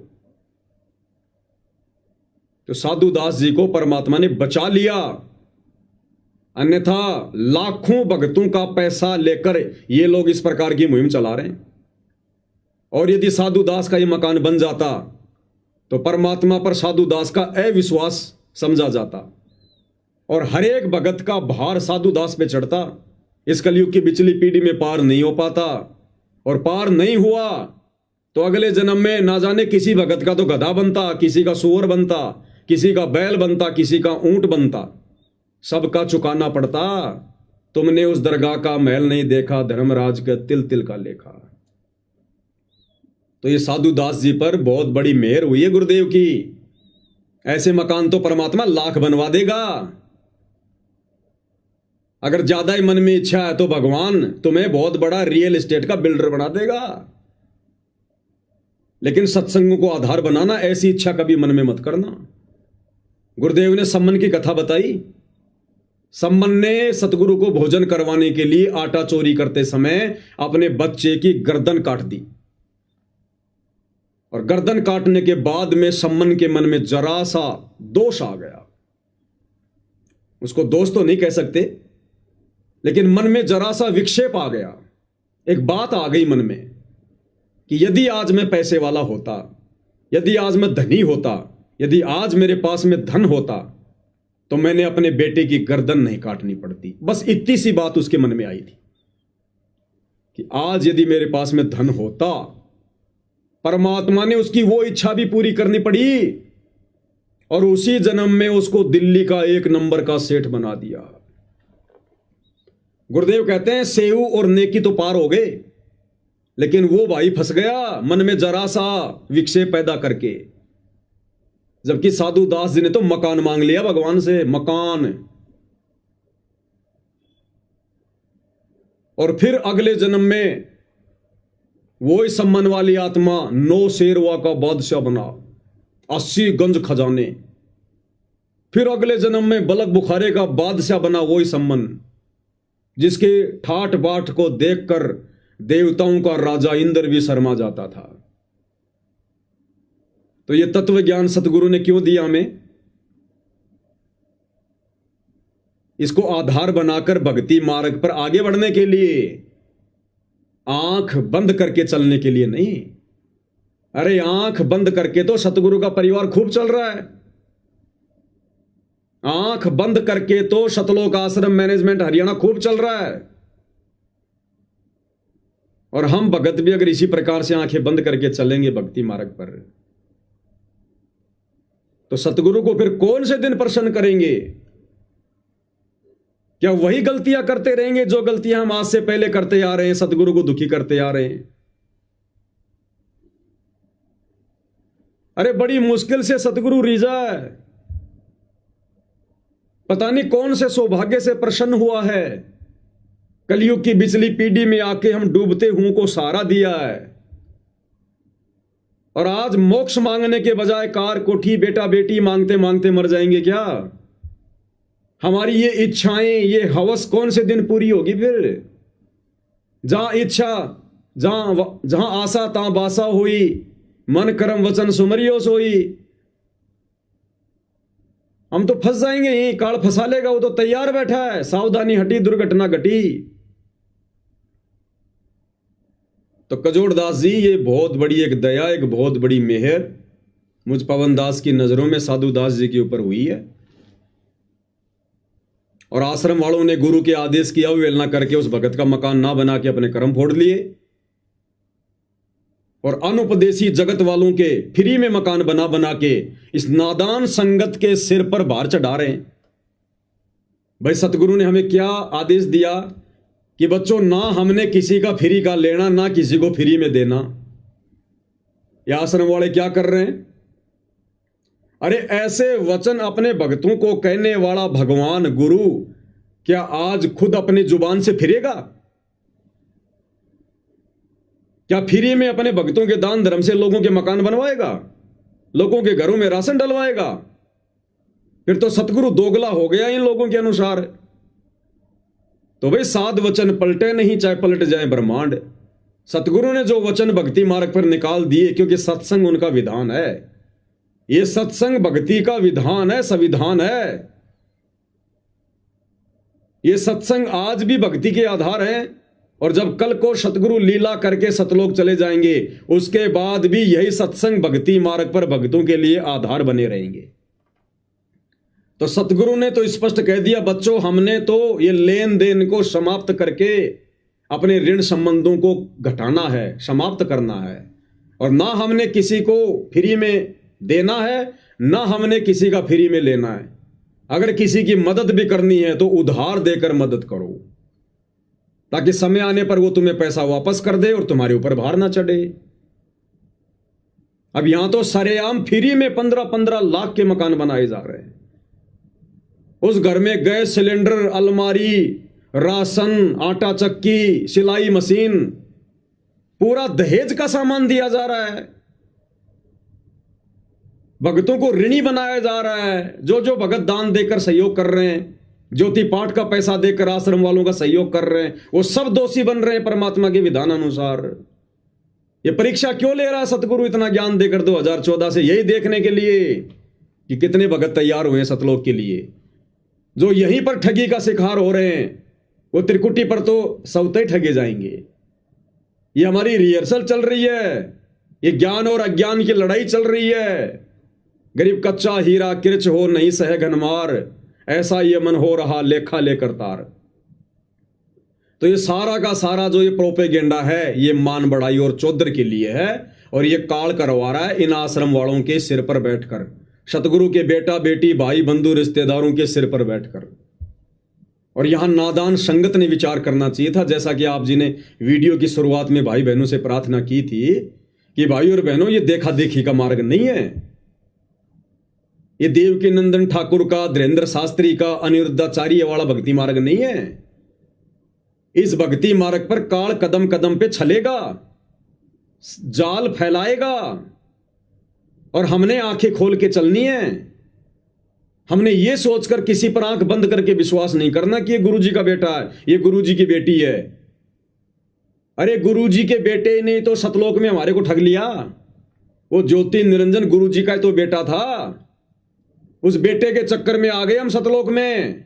आज हमें गधा कुत्ता सुअर बना के घुमा रहा है यहां, और आज जब वापस सतलोक जाने का समय आ रहा है तो वही गुरुजी के बेटा बेटी फिर से काल प्रेरणा से हमें ठगने को तैयार हो गए। तो भक्तों ने यहां अपने गुरु के ज्ञान को आधार बनाकर भक्ति मार्ग पर कदम रखना है। यह परिवारवाद वाला मार्ग नहीं है, वंशवाद वाला मार्ग नहीं है, भाई भतीजे वाद वाला मार्ग नहीं है कि गुरुजी का बेटा कहेगा वैसा करेंगे, गुरुजी की पत्नी कहेगी वैसा करेंगे। कौन है गुरुजी की पत्नी, कौन है गुरुजी का बेटा बेटी? गुरुदेव ने स्पष्ट कर दिया, बच्चों यदि तुम मुझे परमात्मा मानते हो, कबीर साहब मानते हो, तो कबीर साहब इस गंदे लोक में कोई ये अंडे देने के लिए नहीं आता, यानी बच्चे पैदा करने नहीं आता। वो परमात्मा कोई अलग पक्षी थोड़ी है जो आसमान से अपना बच्चा यहां छोड़ेगा अंडा। तो गुरुदेव ने कहा कि बच्चों, समझदार को संकेत काफी है। ये बेटा बेटी की, रिश्तेदारों की, पत्नी की, ये तो परमात्मा की लीला करता है इस काललोक के अनुसार, एक परिवार में आने की। जैसे आदरणीय गरीबदास जी आज से 350 साल पहले आए, खुद परमात्मा थे, बंदी छोड़ थे, किसी मां के गर्भ से नहीं आए, लेकिन लोगों की नजरों में मां के गर्भ से। वही किसान परिवार, वही जाट परिवार, 6 बच्चे और सतगुरु का पद। वही लीला सतगुरु रामपाल जी कर रहे हैं। जाट परिवार, किसान परिवार, 4 बच्चे, शादी, और आज सतगुरु की भूमिका। और अंत में जब गरीबदास जी गए शरीर छोड़ के, उनकी अस्थियां नहीं मिली, उसके बाद में उनके गांव वालों की, उनके परिवार वालों की आंखें खुली कि भाई ये तो साक्षात पूर्ण ब्रह्म परमात्मा थे, सौद स्वरूपी राम थे,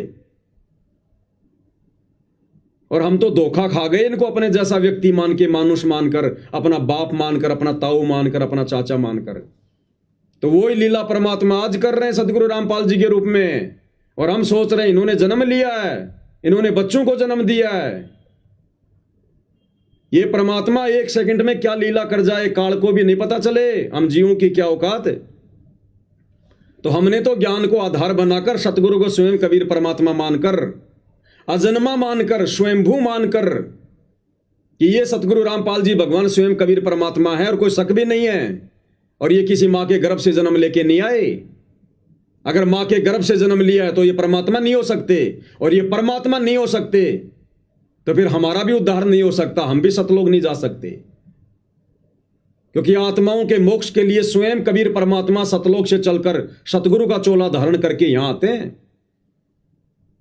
हम नित्य नियम में रोज पढ़ते हैं लास्ट में, गैबी ख्याल विशाल सतगुरु अचल दिगंबर थीर है, और भक्ति हेत अन्य काया धर आए, अविगत सत्य कबीर है। तो ये वो कबीर परमात्मा स्वयं धरती पर प्रकट है। ब्याह शादी करने की, बच्चे पैदा करने की मालिक लीला करता है, जैसे गरीबदास जी ने की। ये अपनी पहचान अपने तत्व ज्ञान से करवाएगा, और संगत यहीं पर धोखा खा गई। संगत ने सतगुरु के कलयुगी परिवार की पूंछ पकड़ ली, उस परिवार ने काल की पूंछ पकड़ रखी है। अब अंत में संगत को कहां ले जाके छोड़ेंगे ये? समझदार भगत को तो संकेत ही काफी है। तो मुझे तो इनकी हरकतों को देखते हुए, इनके मनमाने आचरण को देखते हुए, क्योंकि इस प्रकार की ये मुहिम, ये काल की मुहिम हो सकती है, सरकारों की मुहिम हो सकती है, इस प्रकार की मुहिम संतों की नहीं होती। संत अपने आशीर्वाद से भगत के धंधे में बरकत देकर, भगत के बच्चों को नौकरी लगाकर, अन्य बहुत सारे तरीके हैं। भगत के खेत में फसल में दे देगा बरकत। ये परमात्मा तो अलमारी में पैसे बढ़ा दे, तिजोरी में पैसे बढ़ा दे। अपने भक्तों को मजदूर बनाकर इस प्रकार से कार्य करवाने नहीं आता। ये तो भक्ति करवाने आता है। मजदूरी तो काल की अमावस्या से पहले ना कर रहे थे। तो कजोड़ जी, मुझे तो लगता है टोटल ये चौधरीपना प्राप्त करने का, मान बढ़ाई प्राप्त करने का, इस ज्ञान को ना समझ पाने के कारण, क्योंकि जरूरी थोड़ी होता है कि कोई सतगुरु का बेटा है, बेटी है, रिश्तेदार है तो ज्ञान को बहुत अच्छा समझेगा। किसने समझा?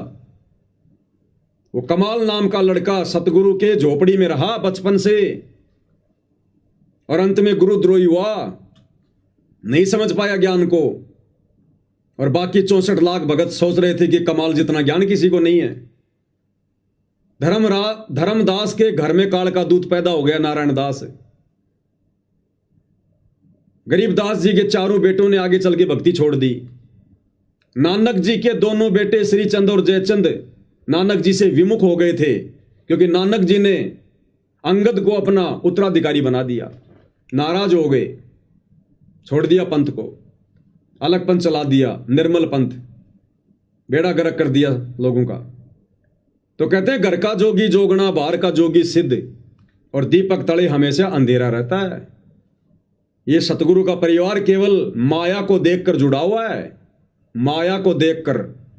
ना ज्ञान आधार इनको पहले था, ना वर्तमान में है। अब ये नादान संगत को विचार करना चाहिए, भाई तुमने किस चीज को आधार बनाकर ये निर्णय लिया है? भाई परीक्षा का समय है, सतगुरु तो कुछ भी आदेश देगा। परीक्षा के समय में सतगुरु कुछ भी आदेश देकर भगत की परीक्षा लेगा। सतगुरु तो कह देगा, हाँ बच्चों ये अन्नपूर्णा मुहिम मैंने चलाई है, मेरा आदेश है। लेकिन सतगुरु ने सत्संगों में क्या समझाया? परीक्षा के समय में तो सत्संगों को आधार बनाया जाएगा। जिस प्रकार सतगुरुदेव हमें कथा सुनाते हैं, एक संत के बहुत सारे शिष्य थे, संत ने काफी ज्ञान दिया, फिर एक दिन उनकी परीक्षा लेनी चाहिए और सतगुरु ने पहले सबको सामने बैठा कर कहा कि देखो भाई, गुरु से बढ़कर कोई नहीं होता, गुरु की आज्ञा सबने माननी चाहिए। जो गुरु की आज्ञा नहीं मानता वो गुरुद्रोही होता है, उसको तो नरक में भी ठिकाना नहीं है। सबने कहा हाँ गुरुदेव, गुरु की आज्ञा माननी चाहिए। फिर उस गुरु ने तुरंत कहा कि भाई अब मेरी आज्ञा है, मेरा आदेश है, आपने अपने पैर का जूता निकालो, मेरे सर में 5-5 मारो। सबकी गर्दन नीची। तो गुरु ने कहा, रे बस, अभी तो तुम क्या कह रहे थे कि गुरु की आज्ञा माननी चाहिए, गुरु के आदेश की अवहेलना करने वाला नरक में जाता है, और अब मैं तुम्हें आज्ञा दे रहा हूं, तुम मेरी आज्ञा नहीं मान रहे। सबकी नीची गर्दन। एक भगत खड़ा हुआ, समझदारी से काम लिया, विवेक से काम लिया, क्योंकि वो परीक्षा का समय था। अपने पैर का जूता निकाला, सतगुरु के चरणों में बैठा और अपने सिर में 5 मारी। गुरु ने कहा, भाई डांडी मत मार, मैंने तो मेरे सिर में मारने के लिए कहा है। तो उस शिष्य ने कहा कि ये गुरुदेव, इस दास का शीश भी तो आप ही का है। सिर सौंपया गुरुदेव को, सफल हुआ यो शीश, और नितानंद इस शीश पर आप बसे जगदीश। कि गुरुदेव, इस दास का शीश भी तो उपदेश लेने के बाद आपका ही है। मैंने अपने सिर पर मार दिए, समझो आपके सिर पर मार दिए। गुरु बड़ा प्रसन्न हुआ। मैं गारंटी के साथ कह सकता हूं कजोड़ जी, उस समय यदि उस संत के सामने गुरु जी के बेटे बैठे होते, गुरु जी की बेटियां बैठी होती, गुरु जी का भाई बैठा होता, ये कोऑर्डिनेटर बैठे होते, और गुरु कह देता कि भैया मेरे सर में 5-5 जूते मारो, ये 5 नहीं 10-10 मारते, ये कुछ विशेष वस्तु मिलेगी। गुरु जी कह रहे हैं, गुरु जी की आज्ञा है, हम तो गुरु की आज्ञा में चलते हैं। ये बुद्धि विवेक का इस्तेमाल नहीं करते, जैसा वर्तमान में नहीं कर रहे, ये नादान संगत नहीं कर रही। अरे एक टीचर साल भर तक पढ़ाता बच्चों को, भारत की राजधानी नई दिल्ली, भारत की राजधानी नई दिल्ली, और वही टीचर उन बच्चों की परीक्षा के लिए परीक्षा में सवाल बना के देता है, भारत की राजधानी क्या है। और उस समय यदि कोई बच्चा पूछे कि गुरुजी भारत की राजधानी क्या लिखूं, बंबई लिख दूं क्या, तो टीचर उसको सही आंसर नहीं बताएगा। टीचर कहेगा बेटा जो तेरे को अच्छा लगे वो लिख दे, क्योंकि टीचर को पता है कि मैंने तो साल भर क्या पढ़ाया, इसने ध्यान दिया नहीं, अब ये मेरे से पूछ रहा है। अगर मैं इसकी मदद करूंगा इस समय तो मैं इसका दुश्मन हूं। ये बच्चा फिर कभी नहीं सुधर पाएगा। तो टीचर परीक्षा के समय में बच्चे की कोई मदद नहीं करता। और उल्टे उल्टे सवाल करके, क्या टीचर को नहीं पता भारत की राजधानी क्या है? उसमें 4 ऑप्शन क्यों लिख रहा है? दिल्ली, बंबई, कलकत्ता, महाराष्ट्र, बच्चे की परीक्षा के लिए। तो अगर ये अन्नपूर्णा मुहिम, पहली बात तो सतगुरु जी अपनी तरफ से कोई आदेश नहीं देंगे, ये भी काल प्रेरणा से इन आश्रम वालों ने लोगों की सलाह से, जगत वालों की सलाह से सतगुरु से हिसार जेल में जाके प्रार्थना लगाई होगी। अब सतगुरु को तो मौका मिल गया भक्तों की परीक्षा लेने का, ये तो बहुत अच्छा काम हो गया, क्योंकि सतगुरु को अपने परिवार की हकीकत का तो पहले पता था। अगर ये परिवार ज्ञानवान होता, मर्यादा में होता, तो बरवाला कांड ही ना होता। तो सतगुरु को तो अच्छे से पता था उनके बारे में। जब ये इस प्रकार का ये प्रस्ताव सतगुरु के पास लेकर गए तो सतगुरु ने देखा, रे तो बहुत अच्छी बात हो गई, इन्होंने तो अपने कर्म फोड़ने मुझे मानुष मानकर, इस बहाने संगत की भी परीक्षा हो जाएगी। सतगुरु ने कह दिया, बच्चों ठीक है, तुम्हें जैसा उचित लगे करो, बहुत अच्छी बात है। इस बात को इन्होंने संगत में यह कहकर वायरल कर दिया कि गुरु जी का आदेश है, गुरु जी का आदेश है, गुरु जी का आदेश है। आजकल AI से गुरु जी की ऑडियो खूब बन रही है, पता ही नहीं चलेगा गुरु जी की आवाज कौन सी, AI की कौन सी है। खुद इन आश्रम वालों ने जब भूल पड़े पुस्तक की 3 घंटे की AI से ऑडियो बनाकर डाल रखी है, कोई माई का लाल पहचान ही नहीं सकता।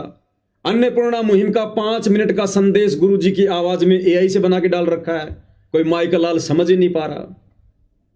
तो ये संगत की परीक्षा चल रही है वर्तमान में। और वही कलयुग की बिचली पीढ़ी है, सब तो फेल नहीं होंगे। और सौभाग्य है साथ संगति से जुड़ी हुई आत्माओं का, जिन्होंने इस विकट समय में, परीक्षा के समय में ज्ञान को आधार बनाया, ना कि गुरु के परिवार को। और जिन्होंने गुरु के परिवार को आधार बनाया, वो दिन प्रतिदिन इस भवसागर में डूबते जा रहे हैं, डूबते दलदल में। और जिन्होंने ज्ञान को आधार बनाया, वो उभरते जा रहे हैं। तो कजोड़ जी, ये अन्नपूर्णा मुहिम, इसके तहत जितने भी कार्य किए जा रहे हैं, ये सारे के सारे कार्य मनमाना आचरण है, गुरुदेव के ज्ञान के निकट भी नहीं है। ना परमात्मा इस प्रकार की बकवाद किसी से करवाते, ना इससे पहले उन्होंने किसी की ये करवाई, और ना 4 युगों में परमात्मा ने इस प्रकार की मुहिम चला के किसी के मकान बनवाए। ये परमात्मा तो भगत को उपदेश देकर फिर भगत की भक्ति और मर्यादा के आधार से, भाई जैसी भक्ति करोगे फिर वैसी परमात्मा बरकत देगा, जितना गुड़ डालोगे उतना ही मीठा होगा। भाई सतगुरु को अपने भक्तों से क्या दुश्मनी है? जो बेचारे भगत तो झोपड़ियों में पड़े हैं 50%, और जगत वाले जो रोज अपना काम किसी न किसी तरीके से चला ही रहे हैं, उनको चुन चुन के मकान बनवा रहा है। तो सतगुरु कुछ नहीं करवा रहा, जो भी वर्तमान में हो रहा है सब काल प्रेरणा से हो रहा है। और जो ज्ञान को आधार बनाकर इन चीजों को समझ जाएगा वो जीत में रहेगा, बाकी सारी संगत हार में है, इसमें कोई दो राय नहीं है। तो मेरे तो इस विषय पर जो आपने सवाल किया था ये विचार हैं। बाकी आप क्या विचार रखते हैं भाई बहनों को, और क्या संदेशा देना चाहते हैं आप जी? तो भाई और बहनों, पवन दास जी से जाने आध्यात्मिक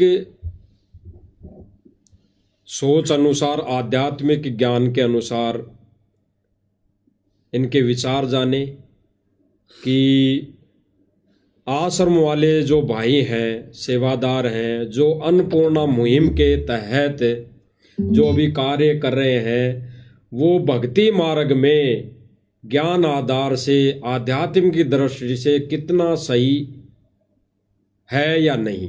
तो इन्होंने क्लियर कर दिया ज्ञान आधार से, सबूत और प्रमाण सहित, कि आश्रम वाले भाई केवल और केवल मान बढ़ाई वश, अपनी चौधर वश, अपना सम्मान करवाने वश और जगत में अपनी वाहवाही लूटने के वश ये मुहिम चला रहे हैं। इसका प्रमाण भी पवनदास जी आगे बता सकते हैं कि इनके बारे में गुरुजी ने कुछ बोला है किसी सत्संग में या किसी और विशेष संदेश में या और किसी माध्यम से, तो ये बताएंगे। बाकी भाई और बहनों, ये सारी चीज़ें जो अभी वर्तमान समय में चल रही है आश्रम वाले भाइयों की तरफ से, ये केवल और केवल जगत वालों से अपनी मान बढ़ाई वश अपना सम्मान करवाने वश और अपनी चौधर पाने की वश ये जगत में ये कार्य कर रहे हैं। अन्यथा पवनदास जी ने भी बताया कि एक भगत है दिल्ली से, तो उसकी प्रार्थना करने के बावजूद और संत रामपाल जी महाराज जी का आदेश आने के बावजूद उसका मकान नहीं बनाया गया। यानी गुरु का आदेश हो मकान बनाने का, फिर भी मैनेजमेंट आश्रम वाले उसका मकान नहीं बनाया, उन्होंने उसका मकान नहीं बनाया। और एक जगत वालों की छोटी सी प्रार्थना पर, जिनके पहले से मकान कुछ रहने लायक हैं, तब भी उनके मकान दोबारा फोड़कर उनके मकान बनाए जा रहे हैं। यानी उनके लिए रहने की व्यवस्था है, फिलहाल वो रह सकते हैं, अपना टाइम पास कर सकते हैं, लेकिन फिर भी उनका मकान उसको फोड़कर दोबारा से 2 मंजिला मकान बनाया जा रहा है। कारण कि वहाँ पे इन्होंने बताया कि गांव के सरपंच को साथ लेकर उनके हाथों उनको चाबी दिलवाना, फोटो खिंचवाना, वीडियो बनवाना, यानी वहाँ के गांव वालों की नज़रों में अपनी चौधर और मान बढ़ाई पाना, अपना सम्मान करवाना, उनकी नज़रों में एक अपने आप को एक ये मान लो कि आप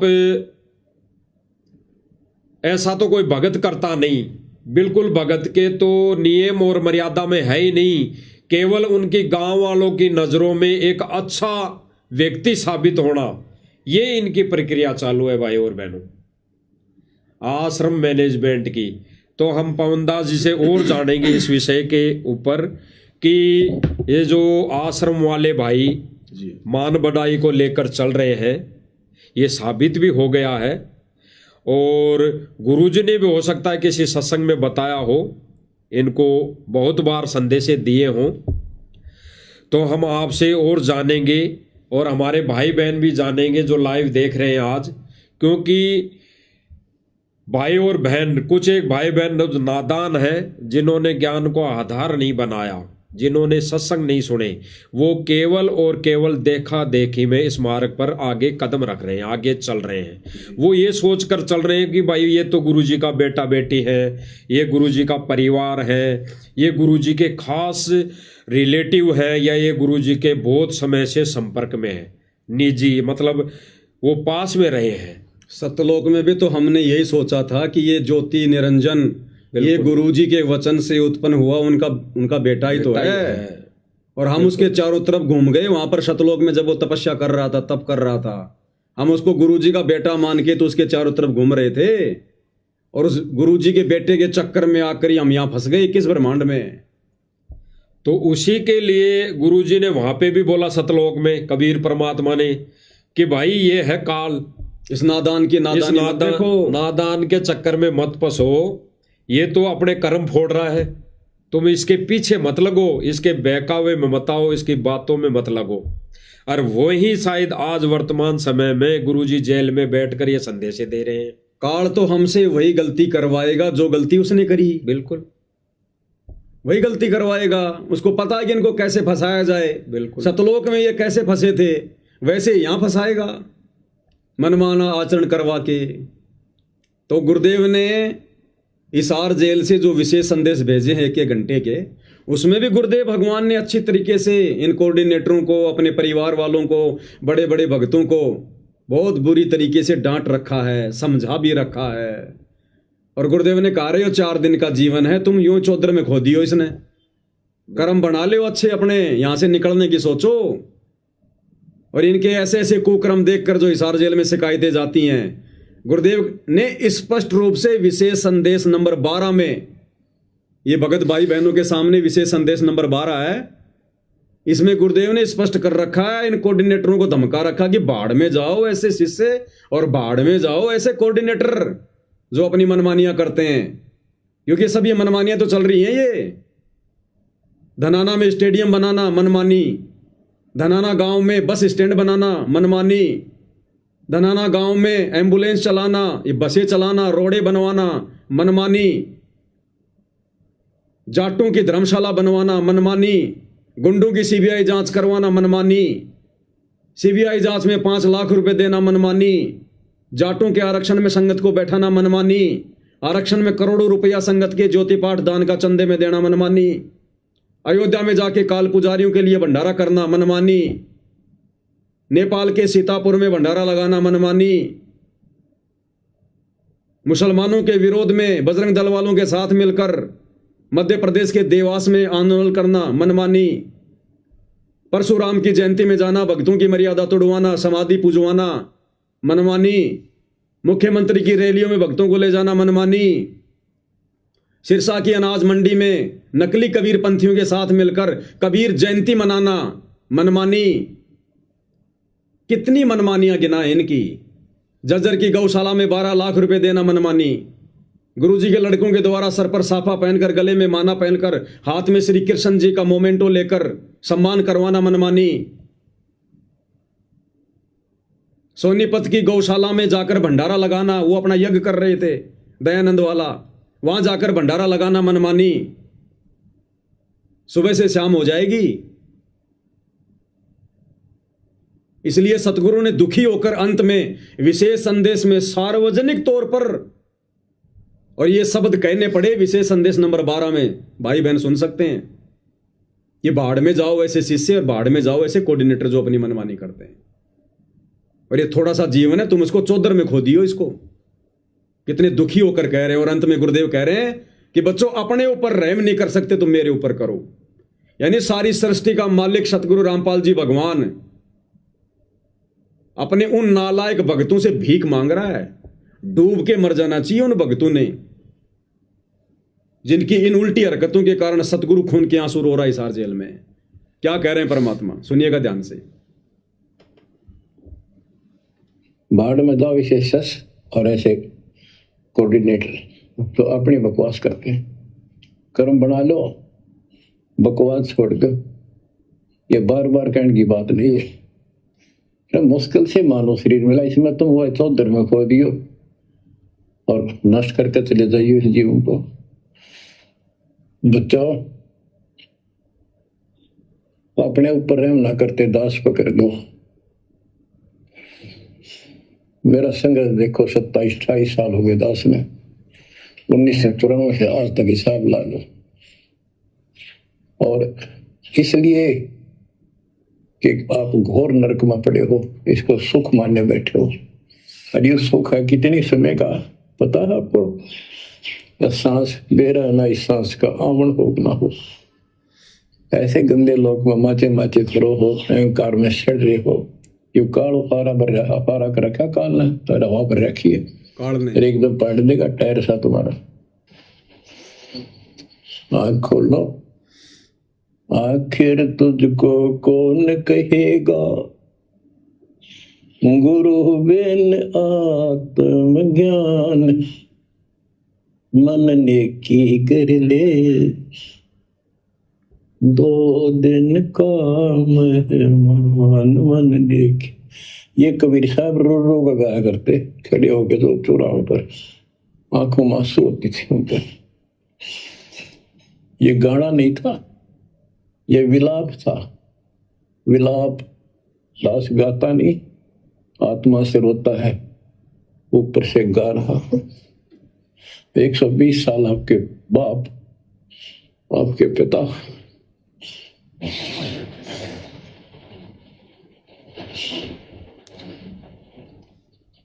एक झोपड़ी में रहे, गर्मी सर्दी बारिश हो गई, हमारे लिए पड़े रहे, क्योंकि वो आते हमारे सद्बुद्धि देने के लिए, पर हमारे ऊपर काल का प्रभाव जबरदस्त है। कजोड़ जी, बहुत सारे लोग समझ नहीं पाते कि ये सतलोक आश्रम मैनेजमेंट हरियाणा क्या है, राष्ट्रीय समाज सेवा समिति क्या है। तो जो अपने गुरु को खून के आंसू रुला दे उसे कहते हैं सतलोक आश्रम मैनेजमेंट हरियाणा, उसे कहते हैं RSSS, राष्ट्रीय समाज सेवा समिति। तो गुरुदेव किस प्रकार से रो रो कर अपने नालायक बच्चों को समझा रहे हैं, उसके बावजूद भी अपनी उल्टी हरकतों से बाज नहीं आ रहे, काल प्रेरणा से बाज नहीं आ रहे। नित नए नए पाखंड, आडंबर, ड्रामेबाजी, अपना मान सम्मान करवाना इन आश्रमों में, आश्रम में आने वाले राजनेताओं का मान सम्मान करना, कभी सिर पर पगड़ी पहनकर, कभी अपने इस कंधे पर शॉल डालकर, कभी उनके हाथों में वो फूल वाल देकर, क्या हो रहा है ये?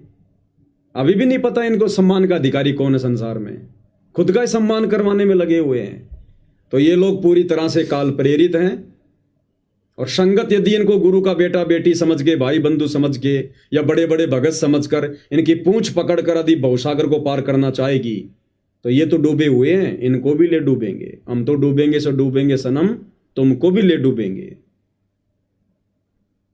और दास ने वैसे तो साधु दास भगत जी के घर का वीडियो दिखा दिया है।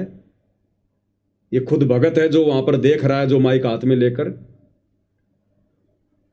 हरियाणा फास्ट न्यूज नाम से इसका यूट्यूब चैनल है। और फिर भी किसी को शंका हो तो दास ने इस लाइव वीडियो में नीचे नीचे कमेंट्स को जो है वो पिन कर दिया है। उसमें साधु दास भगत जी का मोबाइल नंबर है, जिसका घर जला हुआ है। आप डायरेक्ट उससे भी बात करके जानकारी प्राप्त कर सकते हो कि भाई अभी तेरा मकान बना कि नहीं बनाया, आपने गुरु जी से प्रार्थना करी कि नहीं करी। जैसी दास को सत्य जानकारी प्राप्त हुई, खुद उन्होंने मुझे मैसेज किया, उन्होंने सारी बातें बताई। उसी आधार से दास ने आप भाई बहनों के सामने रख दी। बाकी उनका मोबाइल नंबर मैंने आप भाई बहनों को नीचे कमेंट्स में डाल दिया है। जिसको शंका हो वो बात कर सकता है। बाकी आप बताइए बाबा जी। बिल्कुल भाई और बहनों, पवन दास जी ने बिल्कुल सही बताया है। भाई जो भगत जी हैं, साधु दास जी हैं, उनसे जानकारी मिलने के बाद ही इन्होंने सारी चीज़ें बताई हैं। क्योंकि साध संगति का मतलब ये है कि साध संगति सत्य की संगति, और जब तक सत्य नहीं होता तो साध संगति में कोई बातें नहीं होती। तो जब सत्य सामने आया तभी आगे बातें हो रही है। अन्य भाई बहनों तक इस लाइव के माध्यम से ये सच्चाई बताई जा रही है। और अभी गुरुदेव भगवान का जो विशेष संदेश नंबर 12 था, इसमें गुरुदेव भगवान ने कहा है कि भाई ये काल ने हवा भर रखी है, टायर सा फाड़ देगा। ये काल ने हवा भर रखी है, तो ये हवा भर रखी तो ये गुड़ रहा है, बहुत तेजी से गुड़ रहा है। तो भाई और बहनों विचार करना, वर्तमान समय में दिन रात ये आश्रम वाले भाई, ये मैनेजमेंट दिन रात गुड़ रहे हैं, भग रहे हैं गाड़ी के पहिए की तरह, बेलगाम। और फिर गुरुजी आगे क्या करें कि एक दिन ये फाड़ देगा, इसको फाड़ेगा, ये फूटेगा गुब्बारे जैसा। तो भाई और बहनों, इनके टायरों में ये जो भक्ति रूपी टायर है ना, थोड़े बहुत जो गुरुदेव भगवान ने दिए हैं, इनमें काल ने हवा भर दी। काल ने हवा कैसे भरी? इन्होंने मर्यादा तोड़ दी। सतगुरु मर्यादा तोड़ दी तो काल का दाव लग गया। अब काल ने उनमें हवा भरना चालू कर दी, और इस हवा के वजह से, इस हवा को लेकर ये उड़ रहे हैं, भाग रहे हैं 24 घंटे रात दिन। और सतगुरु का वचन तोड़कर, जिसमें सतगुरु दुखी होकर इनको कह रहा है वर्तमान समय में विशेष संदेश में 12 नंबर में, कि भाई ये जो मान बढ़ाई है ये 2 दिन की है, फूंक निकल जाएगी, फूंक है। तो इस मान बढ़ाई को, इस चौधर में फूंक निकल जाएगी, इसको त्याग दो, दुखी मत करो गुरुदेव भगवान को। और फिर गुरुदेव भगवान ने साफ साफ शब्दों में कह दिया, स्पष्ट कर दिया कि भाई भगवान पे रहम कर लो। और अभी भगत जी ने बताया, पवनदास जी ने, कि भाई भगवान होके अगर जीव से ऐसी प्रार्थना कर रहा है, भीख मांग रहा है, तो धिक्कार है ऐसे जीव को। डूब के मरने की बात, डूब के मर जाना चाहिए। उसकी भक्ति का तो उसी दिन नाश हो चुका होता है। कि इस वर्तमान समय में, पिछली पीढ़ी में, मोक्ष के समय वो भगवान फिर भी इतना ज्ञान देने के बाद वो भीख मांगेगा। रोना हमने चाहिए भगवान के आगे, मोक्ष के लिए हमने चाहिए, रो भगवान रहा है। बताओ। तो भाई और बहनों, ये विचार करने की बात है, देखा देखी का मार्ग नहीं है बिल्कुल भी। भावों में भावक होकर ये बहने का मार्ग नहीं है। क्योंकि आश्रम वाले तो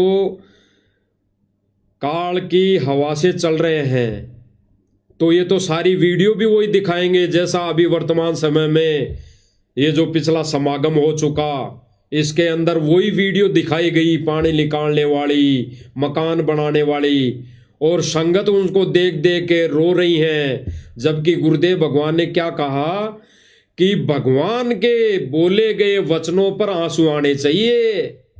तो सत्संग में तो किसी के आंसू आते नहीं, कभी दिखाया नहीं वीडियो में, कभी भी नहीं दिखाया। और ऐसे वीडियो जो AI से बनाए गए हैं, जो काल प्रेरणा से मदद करके बनाए गए हैं, उन पर भगत आंसू बहा रहा है।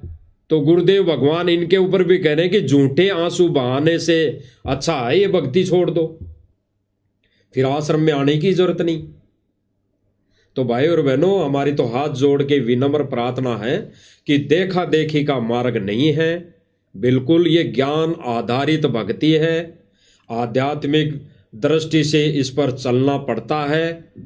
और दूसरी बात रही कि आश्रम वाले जो भाई हैं, ये बिल्कुल ही गुरुजी के ज्ञान आधार के विपरीत सारा कार्य कर रहे हैं, विपरीत संगत को ये चला रहे हैं। यानी सतगुरु जो पटरी है, ज्ञान आधारित पटरी, उससे नीचे इस आध्यात्मिक ट्रेन को उतार चुके हैं। बाकी बचने वाले भाई बहन तो भाई अपना बचाव कर लेंगे। साथ में दो नाव चल रही हो तो भाई एक नाव में अगर छेद हो रहा है तो भाई तुरंत ज्ञानवान भगत का, ज्ञानवान आत्मा का एक ही उद्देश्य, एक ही फर्ज बनता है कि उसमें से छलांग उस सत्य की नाव में लगा जाए। बेड़ा देखा जरजरा उत्तर चले फड़क। तो ये ही सतगुरु का आदेश है, सतगुरु का वचन है, तभी हम बच सकते हैं भाई और बहनों। तो ये आश्रम वाली जहाज तो भाई डूबने वाली है और परमात्मा ने सात संगति रूपी नौका बिल्कुल बराबर में खड़ी कर रखी है। समझदार होगा वो तो डूबती जहाज से तुरंत छलांग मार देगा सात संगति में भाई। और जिसने मरना भाई वो बैठा रहेगा आंखें बंद करके। बाकी जो भी भाई बहन इन वीडियो को कुछ कमजोरी के कारण समझ नहीं पाता है, लाइव वीडियो को, इन लाइव संदेशों को, और वो इनको ना समझकर कुछ अटबड़ सी करते हैं, तो भाई और बहनों विचार करने की बातें हैं। भाई विचार करने की बातें, उनसे तो अच्छी बात यहाँ है, उनसे तो अच्छी बात यहाँ है। वहाँ यहाँ राजनीति तो नहीं हो रही, यहाँ किसी का पक्ष विपक्ष तो नहीं हो रहा, यहाँ किसी धरना प्रदर्शन पे तो नहीं ले जाके बैठाया जा रहा। यहाँ पे केवल गुरुदेव भगवान की महिमा ही तो गाई जा रही है, महिमा ही तो बताई जा रही है। गुरुदेव भगवान के सत्संग आधार से सारी चीजें बातें की जा रही है। ऐसा तो नहीं कि मर्यादाएं तोड़वाई जा रही, तो उससे तो अच्छा है, कम से कम भगवान को रिझा रहे हैं जो भी भक्ति क्रिया करके। तो भाई और बहनों विचार करना इन बातों पे और गहराई से चिंतन मनन करना कि ये जो साथ संगति के वीडियो हैं, सत्सेवकों के वीडियो हैं, ये किस पर्पज और किस आधार पर और इनका क्या मूल्य है, क्या औचित्य है, क्या इनका रीजन है, इन पर विचार विमर्श करके भाई और बहनों ये दो नाव परमात्मा ने खड़ी कर रखी है।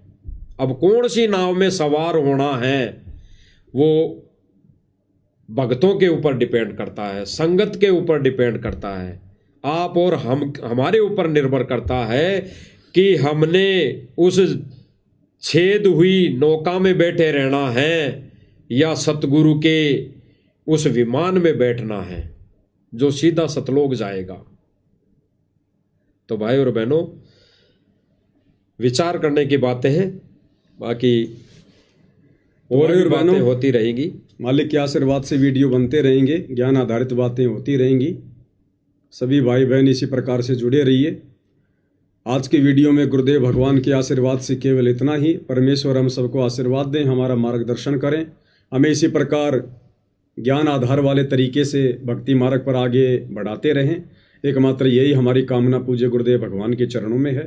बंदी छोड़ सतगुरु रामपाल जी भगवान की जय हो।